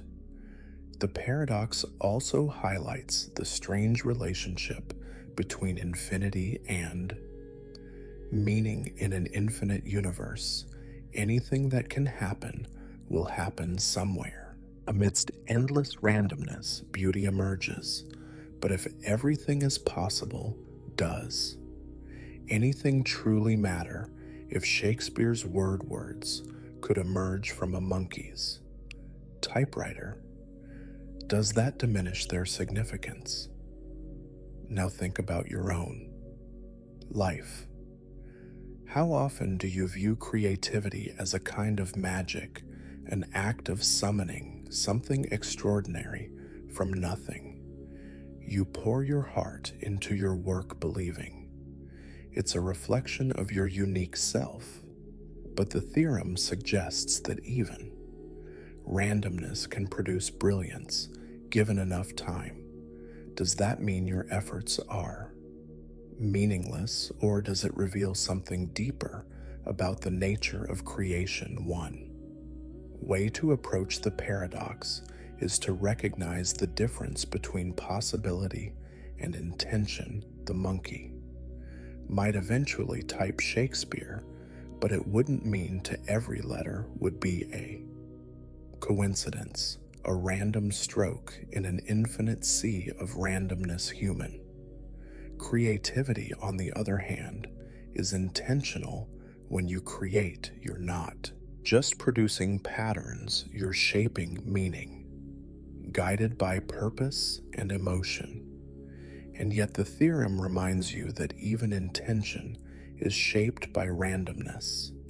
Your thoughts, your choices, even your identity, are influenced by countless factors beyond your control: genetics, environment, chance encounters. In a way, you're not so different from the monkey, except that your randomness is filtered through the lens of consciousness. This paradox isn't just about creativity, it's about how you find value in a world where randomness and inevitability coexist, if infinite time guarantees that Shakespeare's works will appear. Does that make them less remarkable, or does it make them more so because in the chaos of infinite possibilities, they still will stand out as extraordinary? The infinite monkey theorem also forces you to reconsider your relationship with failure. If infinite randomness can eventually produce brilliance, then every misstep, every false start, every seemingly meaningless act is part of a larger process. The chaos isn't an obstacle, it's the raw material of creation, and perhaps that's the paradox's most profound lesson. It's not about proving the insignificance of human creativity, it's about revealing its resilience. Even in a universe of infinite randomness, the act of creating remains deeply meaningful, not because it defies chaos, but because it shapes it into something purposeful. So does the monkey. Typewriter diminish the value of human creativity? Not at all. If anything, it highlights the rarity of intention. In a chaotic world, your creativity isn't random, even if it emerges from randomness. It's the process of carving meaning out of the infinite, one deliberate choice at a time. In the end, the paradox isn't about monkeys or Shakespeare or infinity. It's about you, the choices you make, the risks you take, the art you create. Randomness might offer infinite possibilities, but only you can turn those possibilities into something that matters, and that's a kind of magic no theorem can explain. The paradox of the arrow, Zeno's paradox. Paradox of the arrow. Imagine an arrow soaring through the air, cutting a straight line toward its target. At any given instant, it occupies a single, precise position in space, freeze time, and you see it there, motionless, caught. In that one moment now, ask yourself if the arrow is always in one position at each instant. How does it ever move? This is the paradox of the arrow, one of Zeno's ancient puzzles, and it forces you to confront the nature of motion itself. On the surface, the idea of movement seems simple. You watch the arrow fly, its speed evident, its trajectory clear, but when you break that motion into individual instants, something strange happens at any single point in time. The arrow isn't moving, it's just there, fixed in place, and time as you experience it is made up of these instants strung together like frames of a film. So if motion requires being in a different position from one instant to the next, and every instant is still, where does motion come from? This paradox reveals a deep tension between how you perceive motion and how it behaves when broken down into its smallest parts. Movement feels continuous, fluid, undeniable, yet when analyzed at the atomic level of time, it seems to vanish, leaving only a series of frozen snapshots. Now consider what this means for your understanding of time. If each moment is a now, and all motion occurs between these nows, then does motion even exist as you experience it, or is it an illusion, a story your mind creates to connect the still frames of reality? The paradox also forces you to confront the idea of infinity between any 2 points in time, no matter how small there are an infinite number of moments. If the arrow must traverse all of these points to reach its destination, how can it ever arrive? This isn't just a question about motion.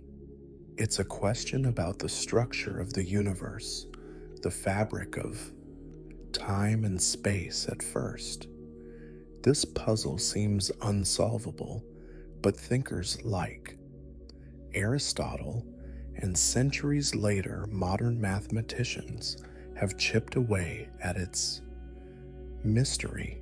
They argue that motion isn't about individual instants, it's about how those instants fit together.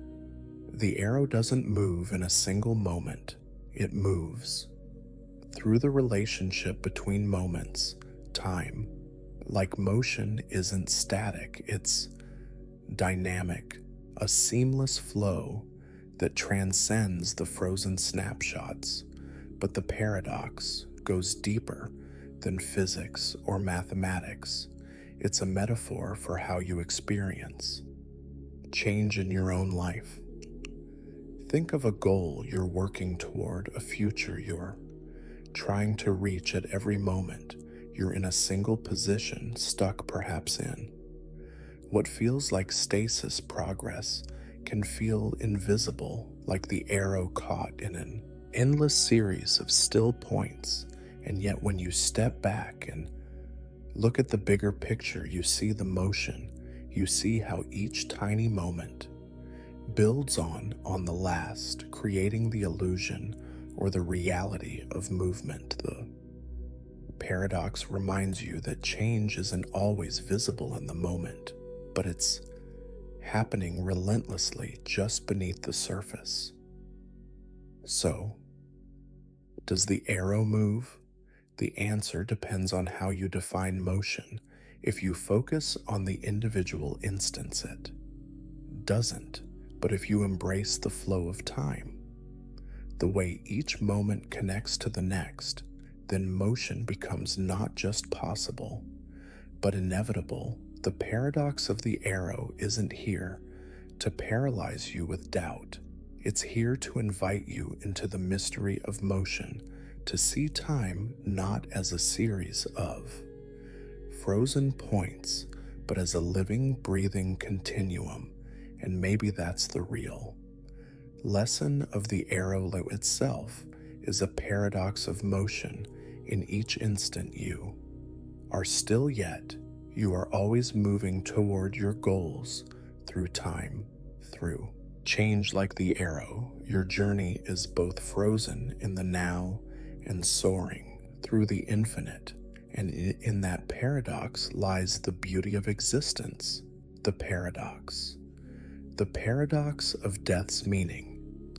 Of death's meaning, think about death not in the abstract, but as it applies to you. One day, your heartbeat will cease, your breath will fade, and your conscious experience will end. But here's the paradox. If death is the absence of experience, then you will never experience being dead. You'll never feel its silence, its stillness, or its finality. So, in a strange way, does death even exist for you? The paradox forces you to confront the very nature of what it means to exist. Exist your entire life is shaped by experience, by the things you see, feel, and think. Death, by its definition, is the absence of all of that. It's not an event you witness, but the point at which you cease to witness anything at all. How then can it hold any meaning for you if you're not there or to perceive it? Consider this from your perspective. The world began when you became conscious everything before. That the formation of the earth, the rise and fall of civilizations, even the lives of your ancestors exists for you only as stories or ideas. Similarly, when you die, the world will end, at least from your point of view. You'll never know what happens next because there will be no you to know it. This paradox reveals a profound contradiction in how you think about death.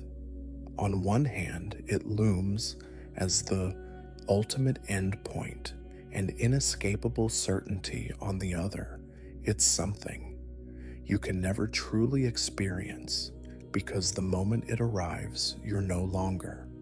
Their death is both inevitable and unknowable, both a certainty and a non-event. Now think about how this shapes your life.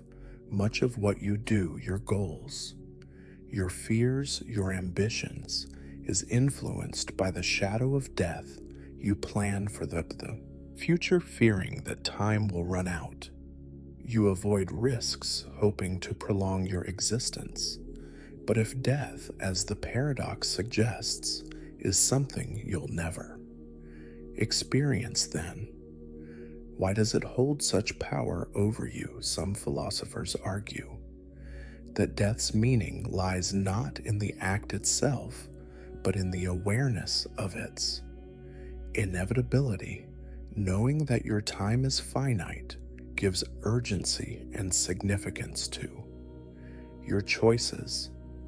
It forces you to live fully, to embrace the fleeting nature of existence. Death might not exist for you in the literal sense, but its presence shapes the way you live every moment. Others see the paradox as an invitation to question the nature of self. If death marks the end of you, then who or what is the you that fears it? Is it your body, your mind, your memories, or is the self just a story you tell yourself, one that dissolves when the story ends? The paradox also challenges how you think about legacy. If you won't be there to experience the future, does it matter what you leave behind? The instinct to create, to contribute, to be remembered is deeply human. But the paradox asks, is that effort for others, or is it a way to push back against the idea of your own absence? And yet the paradox isn't just about fear, meaning it's also about liberation. If death is the absence of experience, then it's also the absence of pain, regret, and worry. The things that trouble you in life disappear with it. This perspective doesn't erase the sadness of mortality, but it reframes it, offering a kind of peace. So does death exist for you? The answer depends on how you define existence itself. If existence is tied to experience, then death is a boundary you'll never cross. It's not something to be feared because it's not something you'll ever face in a conscious way. But the paradox of death's meaning goes beyond whether it exists. It invites you to see life as precious, precisely because it is finite. It challenges you to let go of the fear of what comes after and instead focus on what comes now, the moments, the connections, the choices that make up your experience. Death might not exist for you, but life does. And in the end, that's where meaning truly lies, not in the absence you'll never know, but in the presence you have right now. The paradox. The paradox of the one and the many. Of the one and the many, think about yourself for a moment. You feel like a single, unified being, a person with a name, a story, and a sense of identity that sets you apart from everything else. But is that really what? You are beneath the surface. Your body is a bustling universe of billions of cells, microorganisms, and chemical reactions. Your mind, which feels so cohesive, is a whirlwind of fleeting thoughts, shifting emotions, and subconscious processes. So, here's the paradox. Are you truly one entity, or are you many? And if you are many, where do you begin, and where do you end? The paradox of the one and the many challenges your sense of individuality. On the surface, you appear whole, self-contained, and distinct from the world around you, but look closer and the boundaries blur. Your body isn't just you, it's home to trillions of bacteria that outnumber your own cells. These microbes aren't passengers, they're integral to your survival, helping you digest food, fight disease, and even influence your mood. Even your cells aren't static, they're constantly dividing, dying, and regenerating, so much so that the physical you of a decade ago has been almost entirely replaced. If your cells have changed, are you still the same person now? Turn to your mind. Your thoughts and feelings might feel like a cohesive stream, but they're anything but. Your consciousness arises from countless neural connections firing in your brain, each contributing to the larger experience of you, but those thoughts are fleeting, constantly shifting, shaped by external stimuli and internal chemistry. If your thoughts define you and your thoughts are always changing, then who or what are you? The paradox becomes even more unsettling when you consider where you end and the world begins.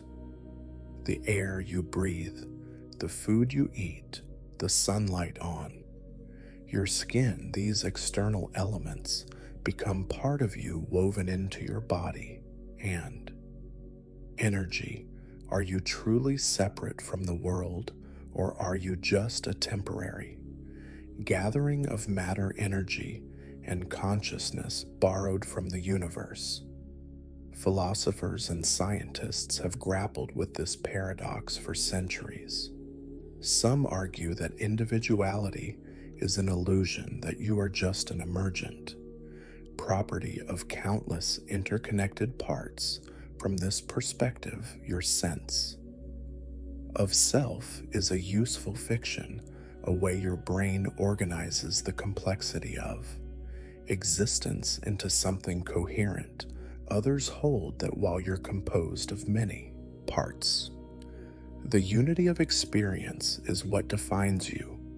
You may be a collection of cells and thoughts, but those parts come together to create something greater, a singular, self-aware being capable of reflection, choice, and meaning. This paradox isn't just a philosophical puzzle, it's a question that touches the core of how you live.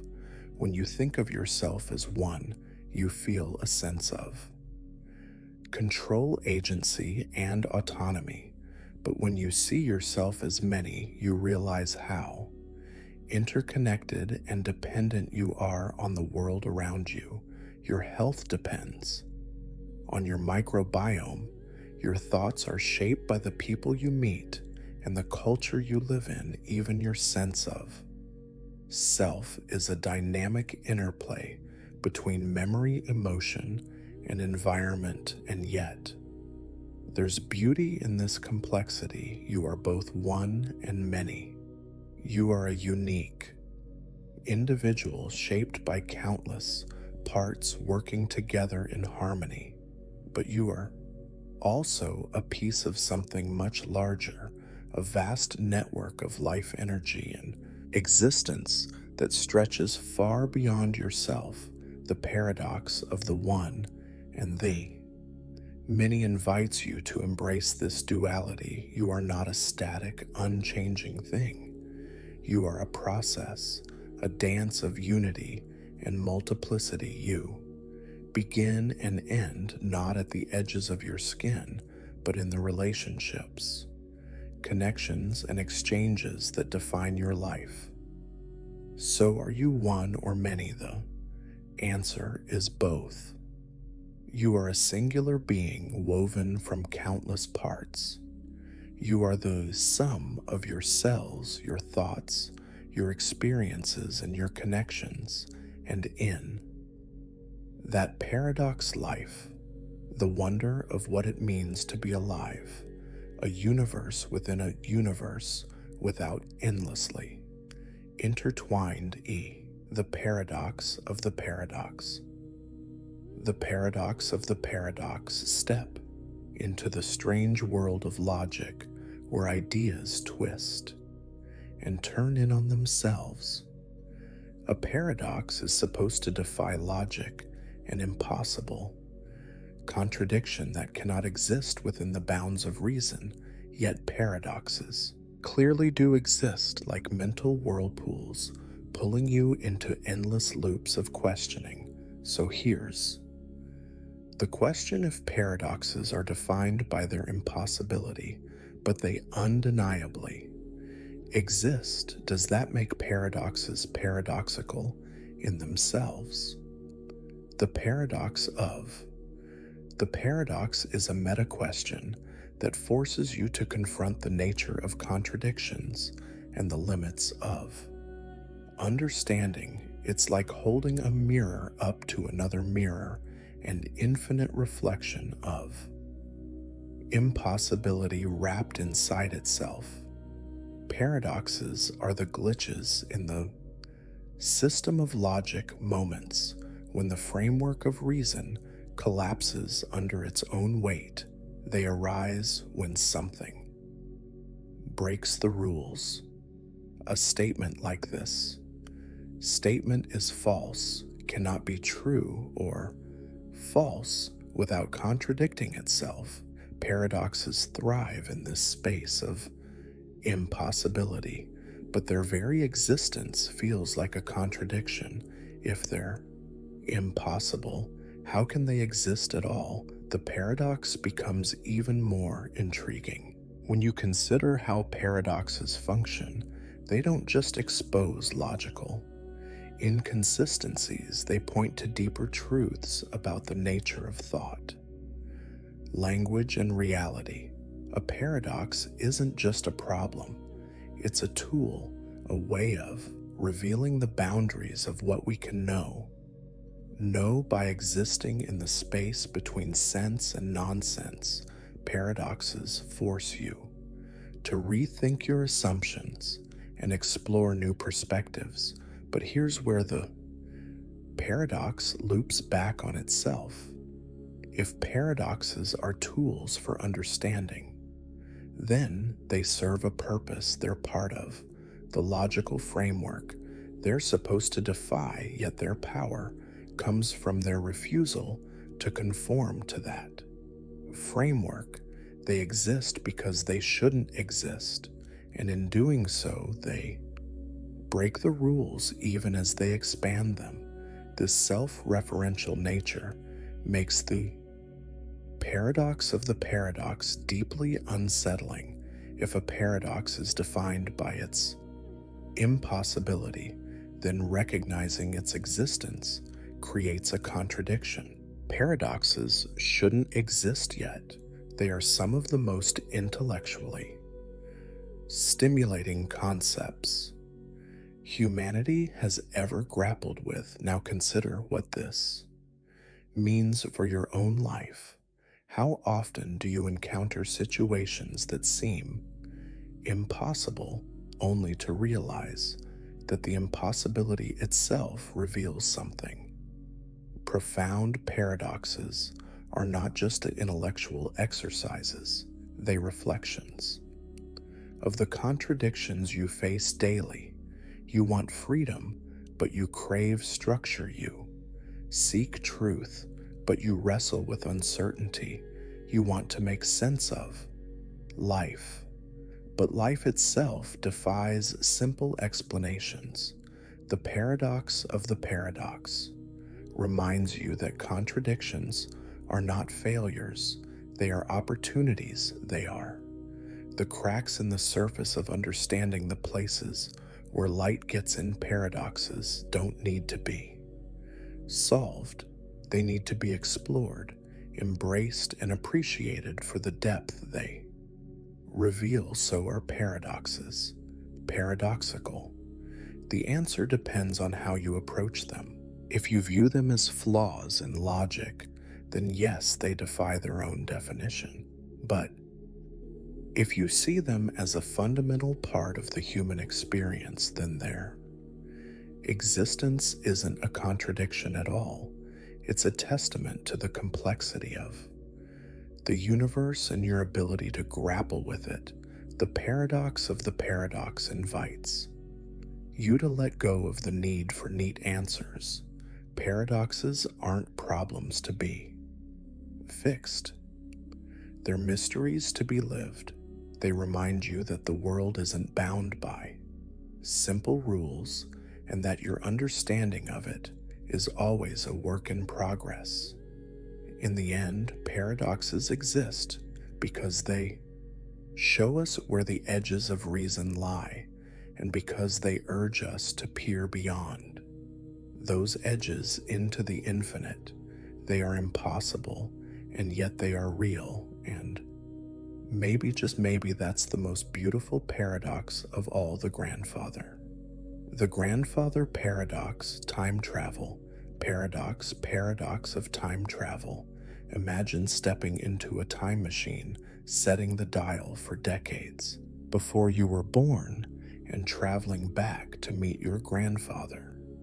Now suppose you make a fateful decision.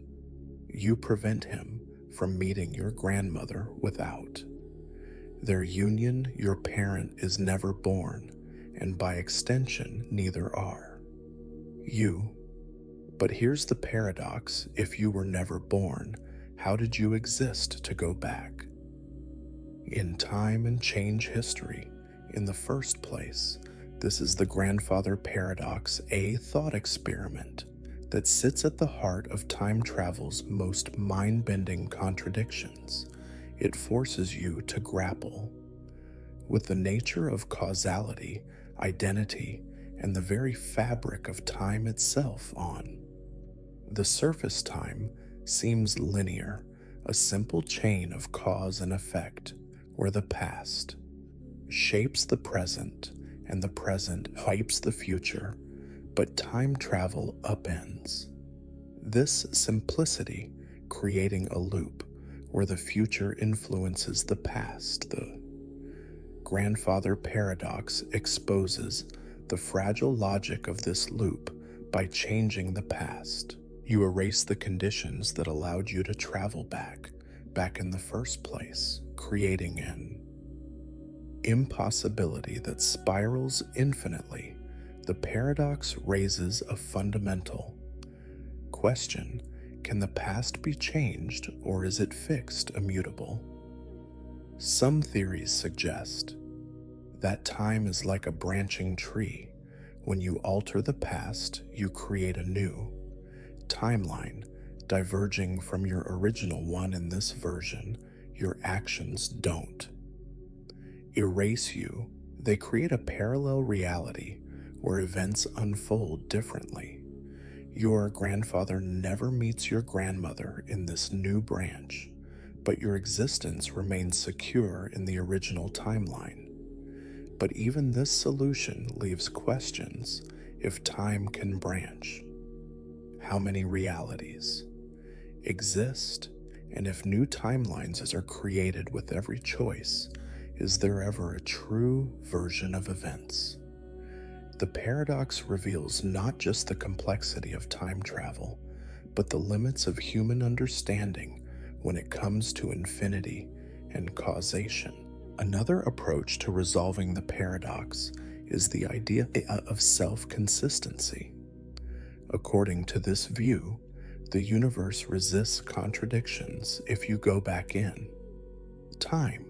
Your actions were always part of history. They don't change the past, but fulfill it. In this scenario, you might meet your grandfather and interact with him, but something always prevents you from altering the key events that led to your existence. The paradox disappears because it was never possible to create a contradiction in the first place. But the grandfather paradox isn't just about time travel, it's about the nature of identity and cause. If you could change the past, would you still be you? How much of who you are is tied to the exact sequence of events that shaped your existence? By erasing your past, do you erase your essence, or is there something fundamental about you that transcends time? Now think about how this paradox plays out in your everyday life. You can't literally travel back in time, but you often revisit the past in your mind, regretting decisions, wishing you could undo mistakes, imagining how things could have been different. The grandfather paradox reminds you that changing the past, even in theory, creates ripples that affect everything else. The person you are today exists because of everything that came before, the good and the bad. This paradox also challenges you to think about the future. If your actions now shape what's to come, then every choice you make is a kind of time travel, a way of influencing the version of yourself that will one day look back. While you can't rewrite the past, you are constantly writing the future. So can you. Go back in time and prevent your own birth. The paradox says no, not because time travel is impossible, but because the very act creates a contradiction that the universe cannot resolve. And yet the grandfather paradu isn't here to close the door on possibility. It's here to remind you that causality, like time itself, is far more complex than it seems. The grandfather paradox invites you to embrace the mystery of time, to see it not as a straight line, but as a tapestry of connections, some visible, some hidden, all interwoven. Whether time travel is possible or not, the paradox leaves you with a profound truth. Your existence is the result of countless causes, a fragile and extraordinary thread in the infinite web of reality, and that in itself is a paradox worth contemplating. The paradox of morality. Of morality, consider the concept of right and wrong principles that guide. Your decisions shape your relationships and define your place in the world, but here's the catch. If morality is subjective, dependent on personal beliefs, and cultural norms, then is anything truly wrong, can murder, theft, or betrayal be universally condemned if morality shifts from one society to another one, era to the next? And yet, if morality is absolute, grounded in unchanging truths, why do moral codes evolve over time? Why does history show us that what was once considered virtuous can later be seen as cruel? This is the paradox of morality, a dilemma that strikes at the heart of ethics and human nature. It forces you to ask, is morality a universal truth, or is it a construct we've created to navigate the chaos of existence? If morality is subjective, then it's shaped by context. What one culture calls justice, another might see as oppression. Practices that were once accepted, like slavery or public executions, are now widely condemned, and yet they were defended as moral in their time. Does this mean morality is just a social agreement, a tool for survival that changes as societies evolve? If so, does that make morality arbitrary? But the idea of subjective morality is unsettling. If good and evil are just opinions, then what stops someone from committing heinous acts without a universal standard? Who's to say what's right or wrong? This line of thinking suggests that morality must be absolute, rooted in something higher, divine law, natural rights, or unchanging ethical principles. Yet, the moment you declare morality absolute, the paradox deepens. If moral truths are timeless, why do they seem to shift? Why do we look back on history with moral judgment declaring past actions wrong by today's standards? If morality were absolute, wouldn't it remain constant, untouched by the winds of culture and time? The paradox challenges you to examine not just morality itself, but the way you approach it. When you call something wrong, are you appealing to universal truths, or are you reflecting the norms of your time and place? When you strive to do good, are you aligning with an eternal standard, or are you navigating a complex web of subjective values? This paradox isn't just theoretical, it's deeply personal. Every day, you make moral choices, often without realizing the contradictions they carry. You value honesty, yet you tell white lies to spare. Feelings, you believe in justice, yet you forgive those you love. Your morality, like the paradox, is a balancing act between ideals and reality, and that's where the paradox offers its most profound insight. Morality isn't static, but dynamic. It's not a rigid set of rules, nor is it a meaningless free-for. All, it's a living, breathing process shaped by dialogue, experience, and reflection. Think about how your own sense of morality has changed over time. The things you once believed were unquestionably right or wrong may now feel more nuanced. This isn't a failure, it's growth. The paradox reminds you that morality is a journey, not a destination. At the same time, the paradox warns against moral relativism, the idea that all values are equally valid while morality may be influenced by culture and context. Certain principles, like the value of human dignity, seem to transcend time and place.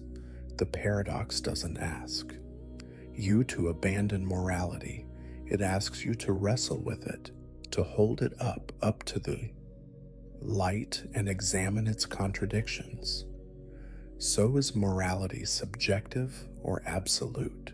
The paradox suggests it's both and neither. It's a blend of universal aspirations and human complexity, a mirror reflecting not just the world, but your role in it. The paradox of morality invites you to live with the tension, to question without despair, and to act with intention even when certainty eludes you. It challenges you to create meaning in a world where right and wrong are not always clear, and perhaps that's the true lesson. Of the paradox, morality is less about finding definitive answers and more about the courage to ask the questions, to listen, to grow, and to act with empathy in an imperfect, ever-changing. The paradox of Sisyphus. World, the paradox of Copus. Imagine Copus, the tragic figure from Greek mythology, cursed by the gods to an eternity of meaningless labor. Each day, he pushes a massive boulder up a steep hill, straining against its weight, only for it to roll back down just as he nears the top. Over and over, endlessly. His fate seems like the ultimate punishment, a life without progress, purpose, or escape. Now step back and ask yourself, is his struggle truly meaningless? And if it is, what does that say about your own life, which it often feels like its own version of Copp's Hill is meaning something you achieve, or is it something you find in the struggle itself? This is the paradox of Copus, a question that strikes at the core of existence. On the surface, it seems bleak. If life is an endless cycle of effort, repetition, and setbacks, what's the point? But within this paradox lies a powerful insight about meaning, resilience, and the human spirit. Life, like Sisyphus' task, is filled with struggle.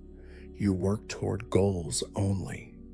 To face new challenges, you solve one problem only for another to appear, and ultimately, no matter what you achieve, the inevitability of time and mortality resets the cycle. It's easy to feel as though you're pushing your own boulder, trapped in a pattern that offers no lasting fulfillment. But here's where the paradox shifts. What if the meaning isn't in reaching the top of the hill, but in the act of pushing the boulder itself? French philosopher Albert Camus famously argued that Copus, far from being a figure of despair, could be seen as a symbol of defiance and freedom. In his essay, The Myth of Copus, Camus wrote, "One must imagine Copus happy. At first, this idea seems absurd. How could anyone find happiness in an endless, futile task?" But Camus' point is that meaning doesn't have to come from an external goal.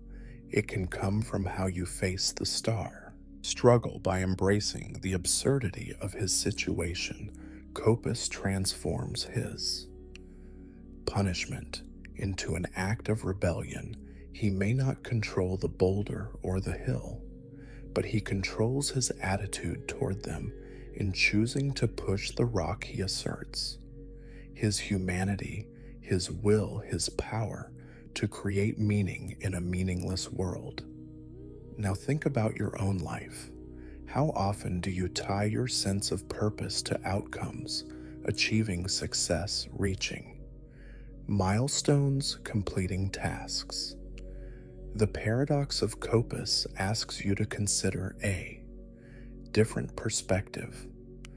What if the meaning of life isn't in the destination, but in the journey? What if the act of striving, of engaging fully with your struggles is where true fulfillment lies?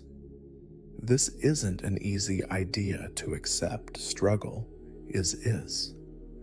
Painful failure is frustrating.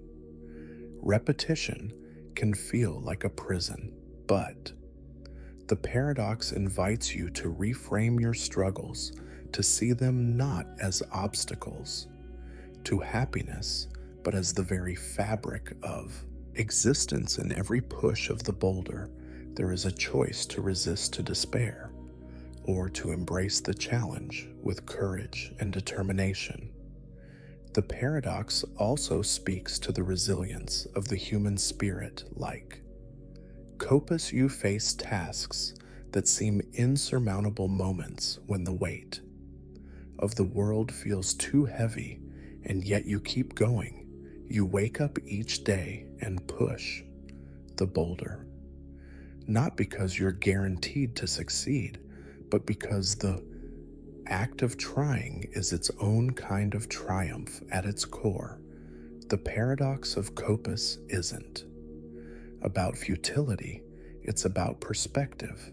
It asks you to find meaning not in escaping the cycle, but in living fully within it, to see the beauty and effort, the dignity in persistence, and the freedom in choosing how you respond to the challenges of life.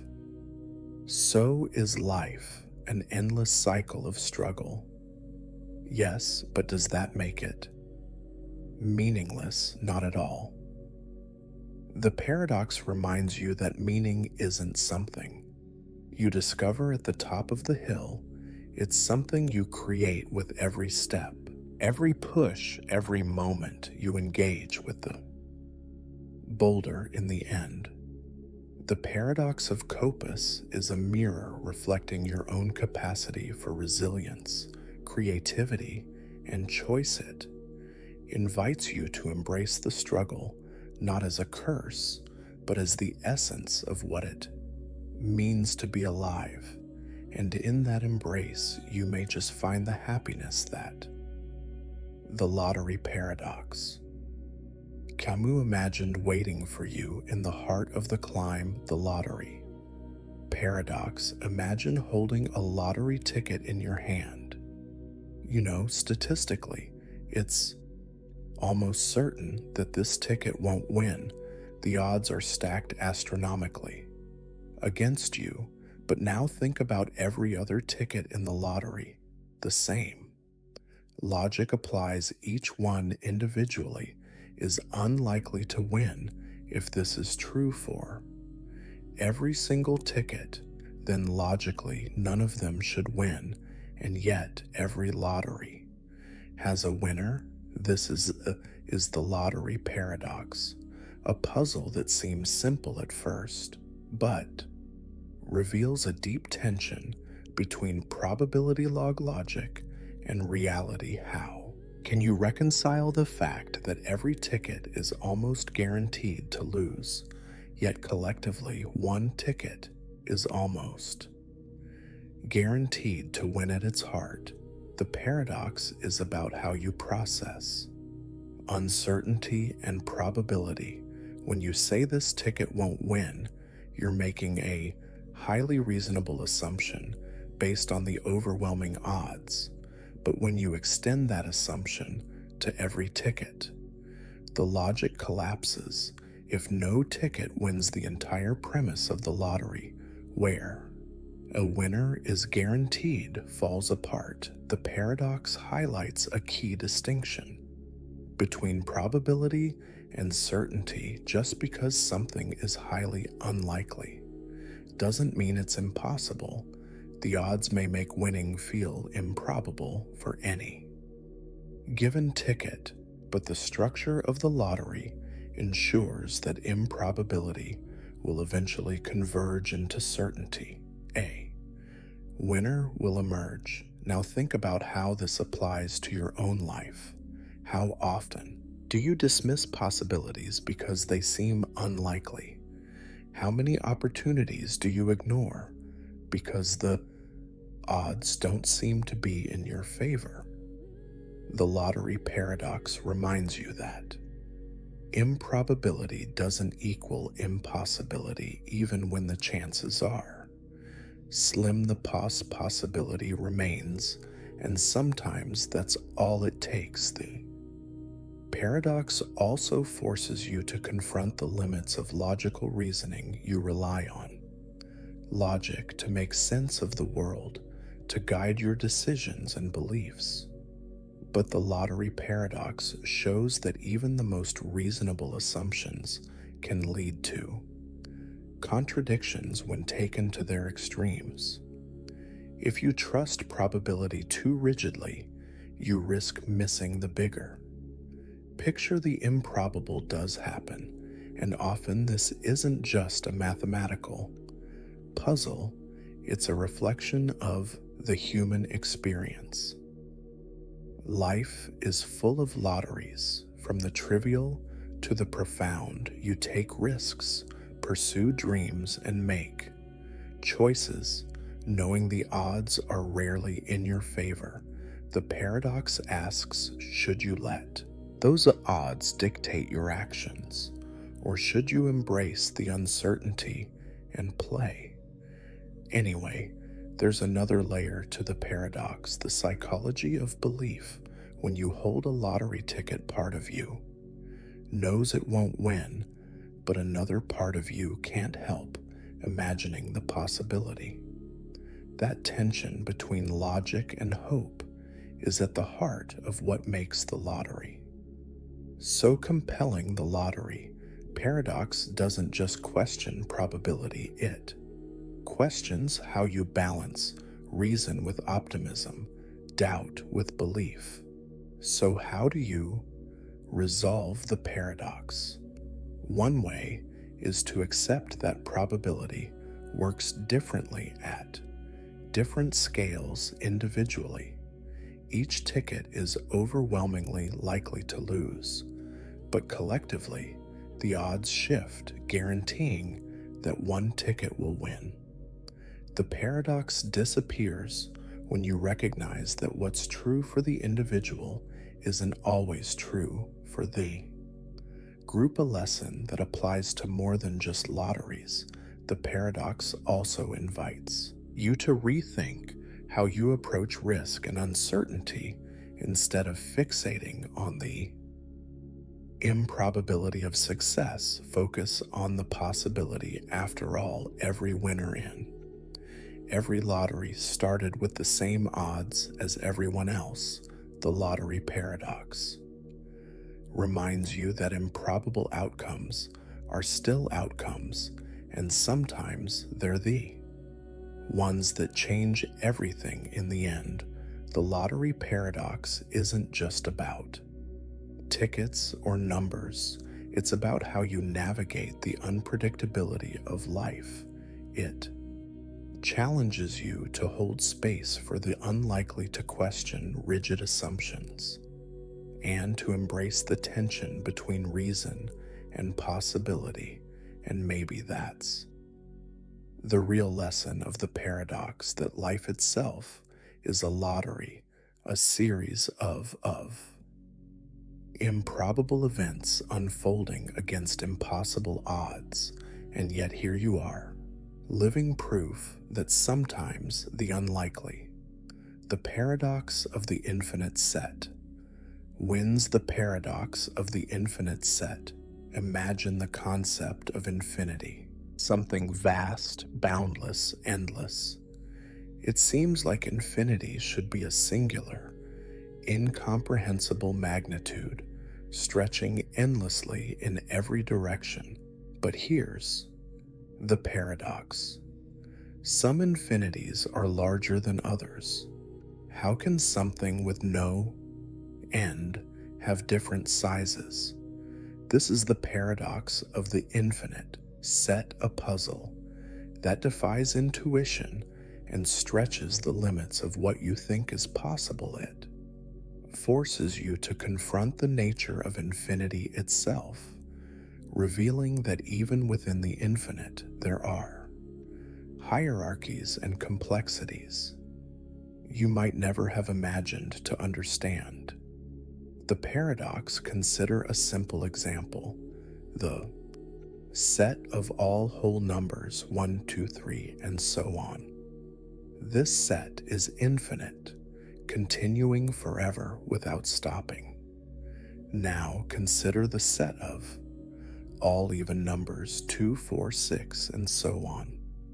This set is also infinite. At first glance, it seems that the set of whole numbers must be larger because it includes both odd and even numbers. But here's where infinity becomes slippery. You can match every whole number with an even number. By doubling it for every 1, there's a 2, for every 2, there's a 4, and so on. The two sets are infinite, and yet in a sense they are the same size. But now imagine the set of all real numbers, numbers like 1.12 or p numbers that fill in every possible value between the whole numbers. This set 2 is infinite, yet it is larger than the set of whole numbers. Mathematician Georg Cantor proved this by showing that no matter how you try to land all the real numbers, there will always be more that aren't included in your list. This means the infinity of real numbers is a larger infinity than the infinity of whole numbers, and that's where the paradox deepens. How can infinity have sizes?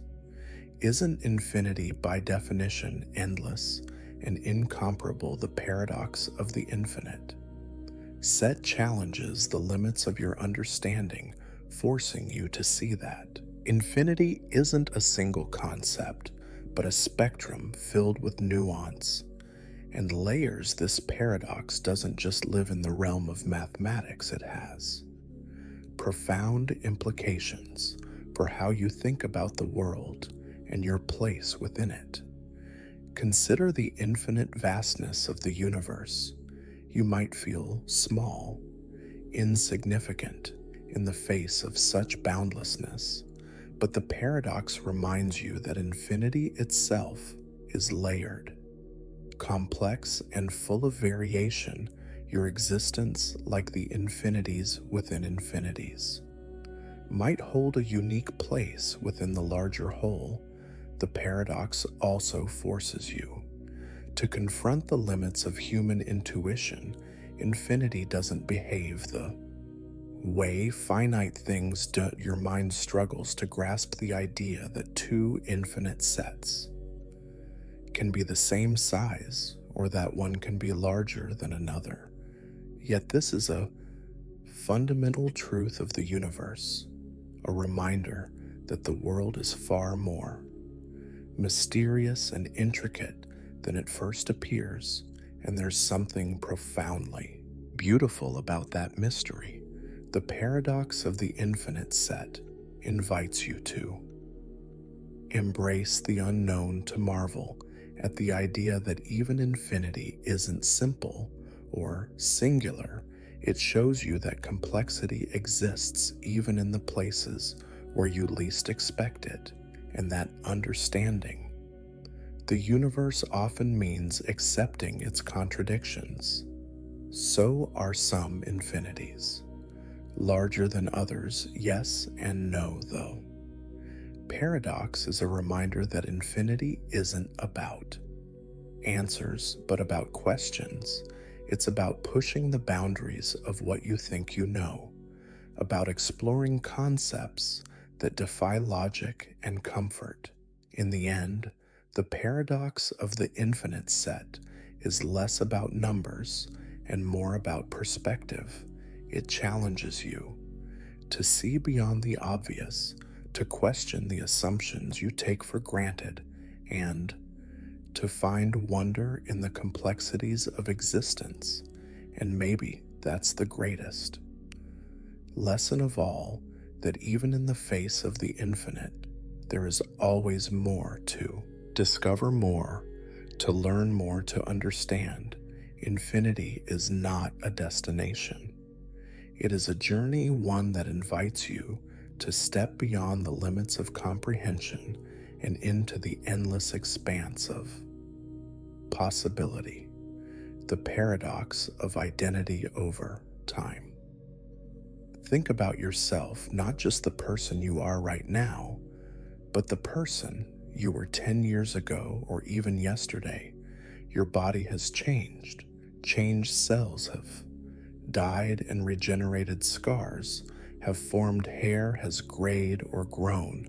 Your mind has shifted too, new memories have been added. Old ones have faded, your thoughts, beliefs and emotions constantly evolving. So here's the paradox: if so much about you has changed, are you still the same person, or are you just a different being, occupying the same name, the same story, the same body? This is the paradox of identity over time, a question that dives deep into the heart of what it means to the paradox of identity over time. Be you, it forces you to confront whether identity is something fixed and enduring, or if it's just an illusion, a thread you weave from the fragments of your constantly shifting self. On the surface, you might instinctively answer that of course you're the same person. You have a name, a continuous stream of memories, and a sense of self that connects your past, present, and future. But when you look closer, that continuity begins to unravel. Think about your body. Every 7 to 10 years, almost all the cells in your body are replaced. The physical you of a decade ago is almost entirely gone. Even your brain, the supposed seed of your identity, undergoes constant rewiring as neurons form new connections, and old ones weaken if the physical material that makes up you is constantly changing. Then what is it that stays the same? Now turn to your mind. The thoughts and feelings you have today might be completely different from the ones you held just a few years ago. Perhaps you've let go of beliefs you once defended fiercely, or you've grown in ways you couldn't have imagined. If your mind is in flux, how can it anchor your identity? And yet, despite all this change, you still feel like you. How? One explanation is that your identity isn't about the physical or even the mental. It's about the continuity of your story. You're the protagonist in the narrative. You tell about your life, connecting the dots between who you were, who you are, and who you hope to be. But this raises its own questions. If the story changes, does the protagonist change too? Philosophers have wrestled with this paradox for centuries. Some argue that identity is an illusion, a convenient fiction that helps you make sense of a constantly changing reality. From this perspective, there is no true you, only the current version of yourself, shaped by the circumstances of the moment. Others suggest that identity lies in patterns, not permanence. You are the sum of your tendencies, habits, and choices, a kind of living algorithm that adapts over time but maintains a recognizable core even if the details change. The pattern persists. But the paradox isn't just theoretical, it's deeply personal. Think about the moments in your life when you felt most disconnected from yourself. Perhaps you've looked back on a past decision and wondered, what was I thinking? Or maybe you've gone through a period of profound transformation and felt like you'd shed an old skin, emerging as someone entirely new. Were those earlier versions of you truly you, or were they different people wearing your face? And what about the future? Will the person you become years from now still be you, or will they feel like a stranger living in the house you built? The paradox of identity over time forces you to grapple with these questions, not to find definitive answers, but to explore the richness and complexity of being human. It invites you to see yourself not as a fixed entity, but as a work in progress, a dynamic interplay of continuity and change. So, are you still you? The answer might be both yes and no. You are the same person in the sense that you are the thread running through your own story, but you are also constantly becoming someone new, and maybe that's the beauty of this paradox. It reminds you that identity isn't a destination, but a journey. You are not a static being. You are a process, a transformation, and an unfolding narrative. In the end, the paradox of identity over time asks you to embrace the fluidity of who you are, to honor your past selves, to be fully present in your current self, and to look forward to the future selves you have yet to become. Because in the ever-changing landscape of identity, the only constant is the experience of being. The paradox of the mirror. On the journey, the paradox of the mirror. Stand in front of a mirror and look at your reflection.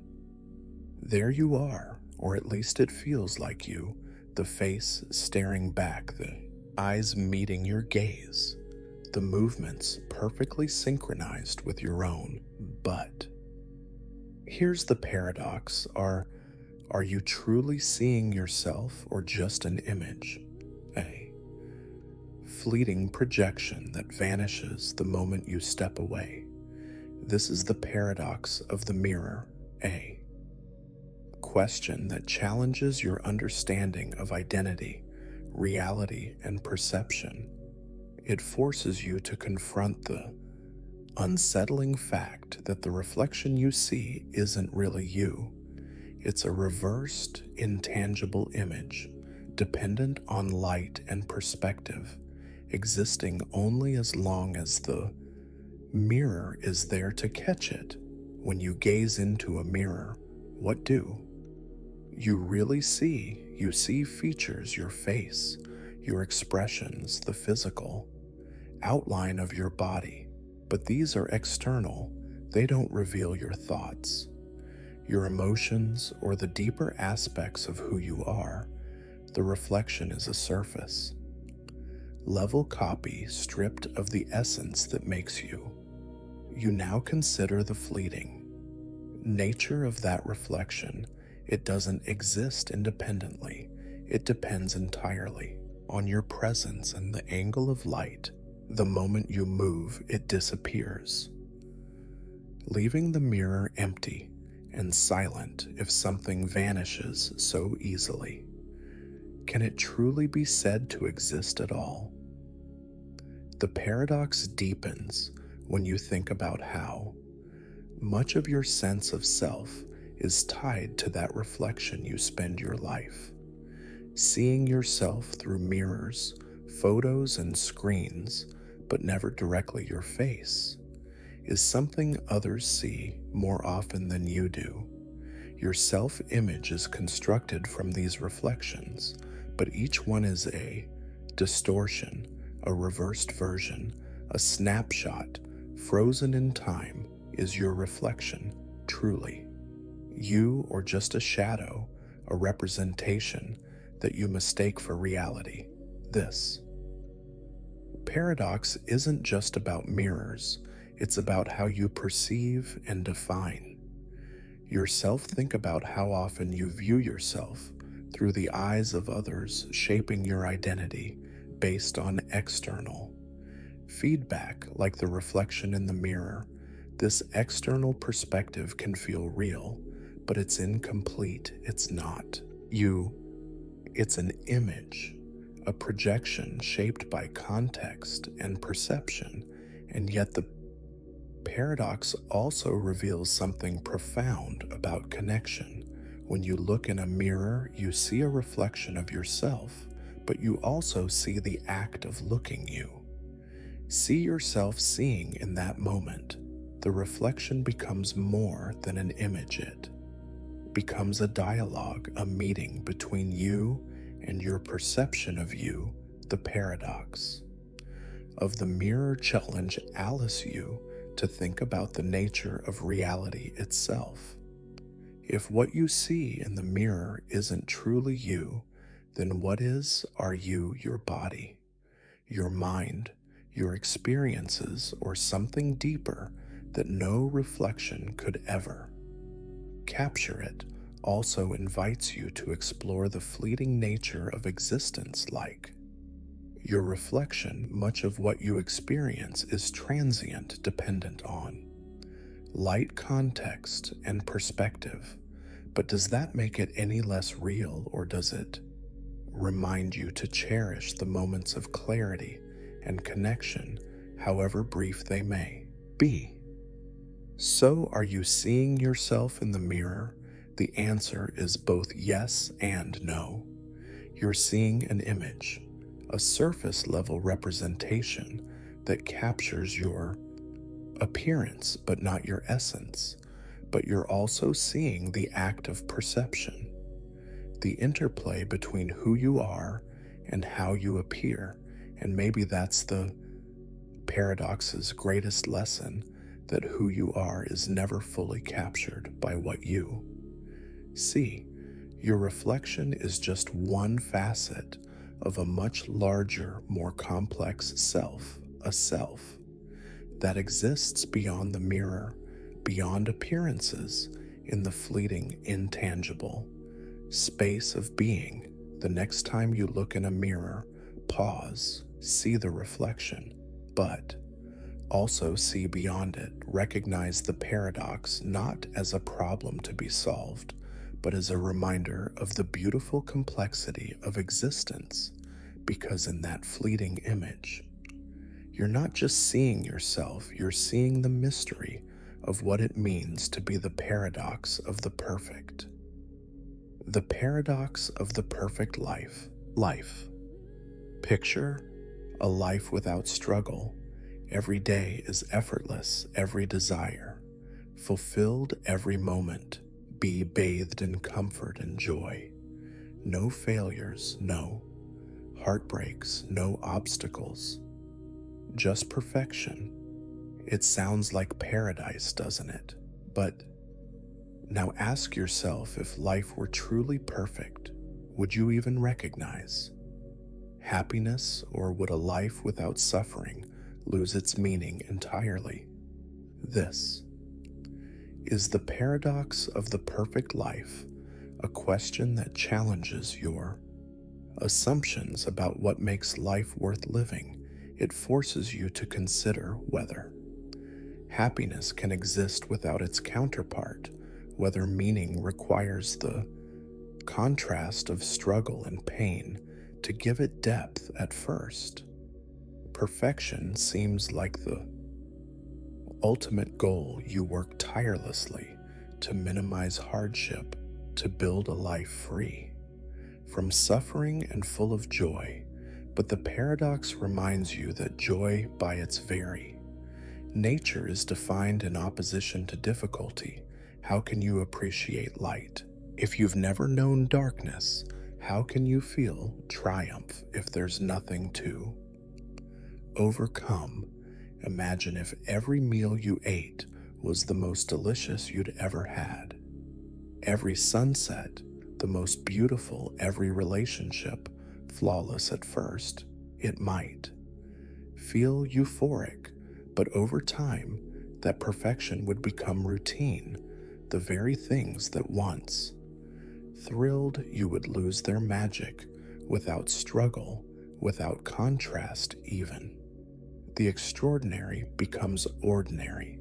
This paradox goes beyond happiness. It's about meaning. Struggle shapes you, challenges you, and forces you to grow. The moments of pain and difficulty in your life aren't just obstacles, they're the forge in which your character is formed.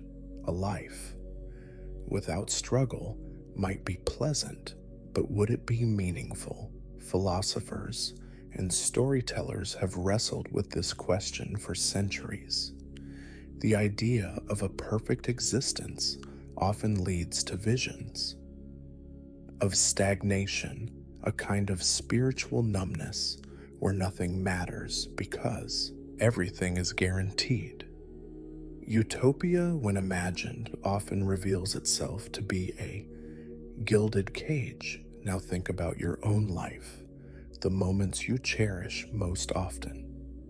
Come after a struggle, the job you worked hard for, the relationship you fought to save, the goal you pushed yourself to achieve. Those moments aren't perfect because they were easy. They're perfect because they were hard. But the paradox isn't just about glorifying suffering. It's not suggesting that pain is inherently good or that you should seek out hardship for its own sake. Instead, it asks you to see struggle as an integral part of life's richness, not as something to be avoided at all. Costs, happiness, and meaning aren't about eliminating suffering. They're about finding value in the contrast. A perfect life might shield you from pain, but it would also rob you of the resilience, growth, and perspective that come from facing life's challenges. The paradox of the perfect life also invites you to rethink your definition of happiness. True happiness isn't the absence of struggle. It's the ability to find joy and meaning despite it. It's the gratitude that comes from knowing you've overcome, the fulfillment of living authentically in a world that is messy, unpredictable, and imperfect. So would a perfect life make you happy? The paradox suggests that it might. Not. Perfection in its static, unchanging nature lacks the dynamic interplay of highs and lows that gives life its flavor. Without the storm, you can't appreciate the calm, and maybe that's the paradox's greatest lesson, that meaning isn't found in perfection, but in the journey, in the effort, in the moments of struggle that make joy possible. Life's imperfections aren't flaws, they're features. The very things that make existence vibrant, challenging, and deeply human. The next time you find yourself wishing for a perfect life, pause. Remember that your struggles, as painful as they may be, are also what make your triumphs so sweet. Perfection might seem appealing, but it's the imperfections, the jagged edges, the challenges, the growth that make life truly worth living, because in the end, it's not perfection that brings meaning. It's the messy, beautiful, imperfect process of being alive. and that perhaps the paradox of the infinite mind is the most perfect truth of all, the paradox of the infinite. Mind, imagine a mind that knows everything, every fact, every thought, every secret of the universe, a mind that can comprehend the infinite that holds within it the entirety of existence. At first, it seems like the ultimate aspiration, the pinnacle of intelligence. But now ask yourself, if a mind could truly contain infinite knowledge, would it still be human, or would it become something else entirely, something unrecognizable? This is the paradox of the infinite mind, a question that challenges your understanding of what it means to think, to feel, and to be human. It forces you to confront the delicate balance between knowledge and the limitations that define your humanity. As a human being, your mind is both expansive and finite.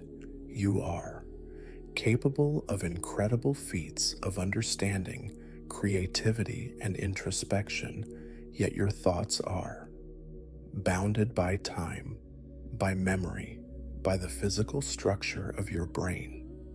These limits, while frustrating at times, are what make your experiences meaningful. You don't know everything, and because of that, you're driven to learn, to wonder, to explore. Now consider what it would mean to transcend those limits and infinite. Mind wouldn't need to learn because it would already know it wouldn't. Experience curiosity because there would be no unknowns left to uncover. The thrill of discovery, the satisfaction of solving a problem, the joy of understanding something new, all of these would vanish in the face of infinite knowledge. But the paradox goes deeper.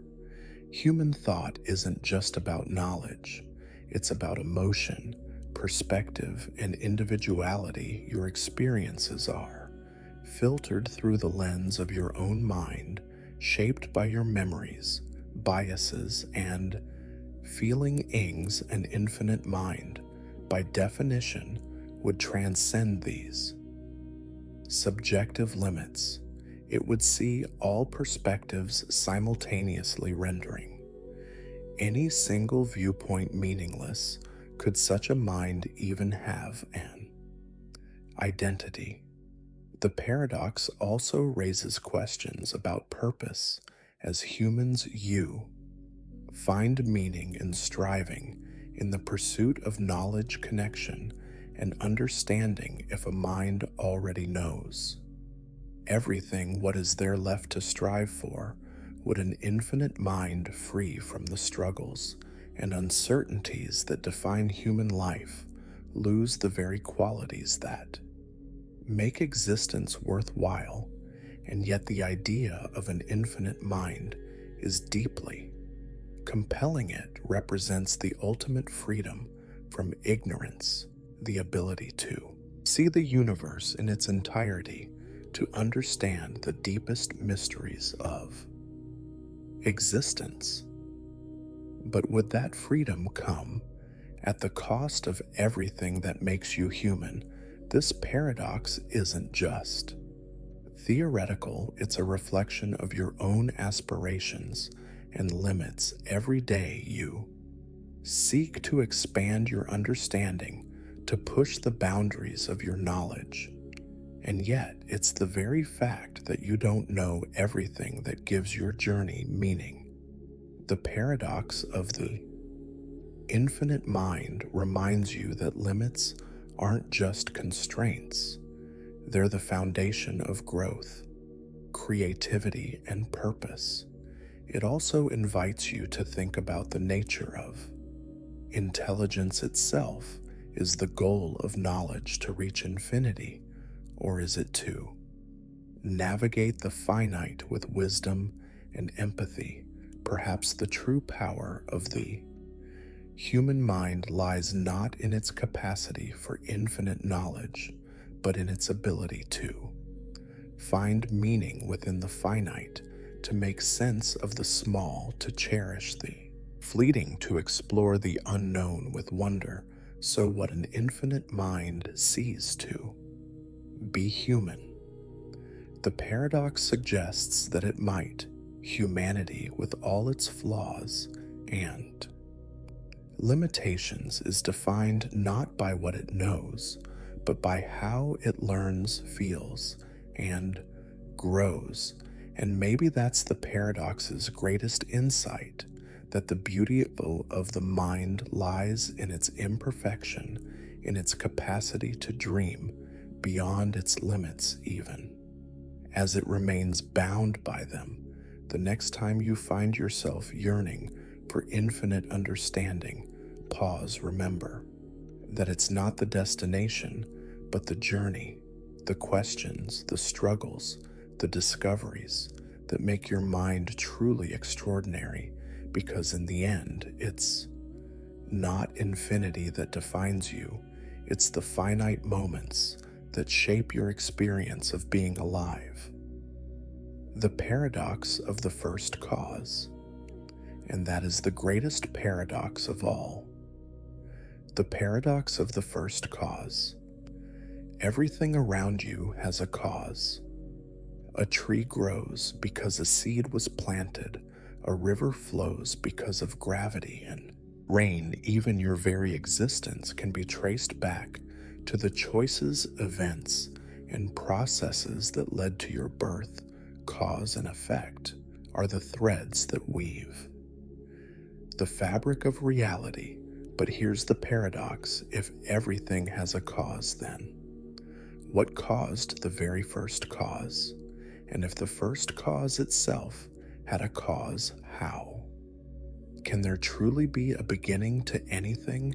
This is the paradox of the first cause, a question that has puzzled philosophers, theologians, and scientists. For millennia, it forces you to confront the limits of understanding time, existence, and the origins of reality itself, to make sense of the world you instinctively look for causes. A glass shatters because it was dropped a storm, rages because of changes in atmospheric pressure. Every effect has a cause, and every cause is the effect of something before it. But if you keep tracing this chain backward, beyond the Big Bang, beyond the birth of the universe, at some point you're left with a conundrum. What started it all? One possibility is that there was a first cause, an uncaused origin that set everything in motion. Philosophers and theologians often refer to this as a prime mover or uncaused, because some call it God. Others see it as a metaphysical principle or the nature of existence itself. But this explanation feels incomplete if everything else requires a cause. Why would the first cause be exempt? Another possibility is that the chain of causes stretches infinitely into the past with no true beginning, but infinity, while elegant in theory, creates its own problems. How can you traverse an infinite sequence of events to arrive at the present moment? Infinity doesn't provide a satisfying starting point. It just pushes the question further back. The paradox deepens when you consider time itself. The idea of cause and effect depends on time, one event leading to another in sequence. But what if time didn't exist before the universe? What if the concept of a first cause is meaningless without time? To anchor it, this perspective suggests that the question might be flawed, that the very framework you use To understand reality breaks down when applied to its origins, but the paradox of the first cause isn't just about cosmology, it's about your need to find answers to make sense of existence. You live in a world where everything seems to have an explanation, so the idea of an unanswerable question feels unsettling. The paradox invites you to grapple with the limits of human standing, to confront the possibility that some mysteries might never be solved, and yet this mystery isn't without meaning. The paradox reminds you that existence itself is extraordinary, whether there was a first cause, an infinite chain, or something beyond your comprehension.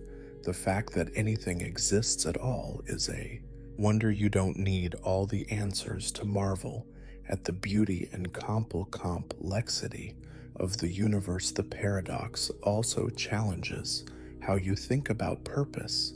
If everything has a cause, then perhaps everything has a reason, a deeper meaning woven into the fabric of reality. But if the first cause is uncaused, does that reason vanish, leaving existence as something random, something without purpose? Or does the absence of a definitive cause free you to create your own meaning, to shape your own purpose within the infinite mystery? So, was there a first cause? The paradox suggests that the question might not have a clear answer or even a clear meaning, but that doesn't make the question any less valuable. It pushes you to explore the boundaries of thought, to question your assumptions about reality, and to embrace the unknown. And maybe that's the paradox's greatest gift. It reminds you that life's deepest questions aren't about finding definitive answers. They're about living fully within the mystery, finding wonder in the fact that you exist at all. The next time you ponder the origins of everything, let the paradox sit with you. Feel its weight, its complexity, its infinite loops, and then let it remind you of this simple, profound truth that the question itself is a testament to the incredible, unfathomable nature of existence. Whether or not you ever find the answer, the act of asking is its own kind of miracle. The paradox of the forgotten past. Think about the memories. The paradox of the forgotten past that make you who you are. Your childhood joys, your teenage mistakes, your triumphs, and your heartbreaks. They're all woven into the fabric of your identity. But now, consider this: as time passes, you forget, yet faces blur, moments fade, and entire chapters of your life vanish into the fog of the forgotten. If your memories define who you are, what happens when those memories disappear? Are you slowly ceasing to be yourself? Or is there something deeper that holds you together? This is the paradox of the forgotten past, a haunting question that challenges your understanding of memory, identity, and what it means to exist as a person. Over time, your memories are like footprints in the sand, marking the path you've walked. They tell the story of who you are, connecting your past self to the person you've become. When you look back on your life, those memories give meaning to your present. They anchor you, giving you a sense of continuity. But memory is fragile. It erodes, shifts, and sometimes fails entirely. Imagine a moment you once thought unforgettable, perhaps a childhood summer, a pivotal decision, or a moment of pure joy. Over time, The vividness of that moment fades, the details become hazy, the emotions less sharp. Eventually, you might forget it all. Together, does losing that memory mean losing a part of yourself? The paradox deepens when you consider just how much you've already forgotten most of your daily experiences, even the seemingly important ones vanish within days, weeks, or years, and yet you still feel like you. How is it possible that you remain yourself when so much of your past has been lost? One answer is that identity isn't tied to any single memory, but to the patterns and themes that emerge over time.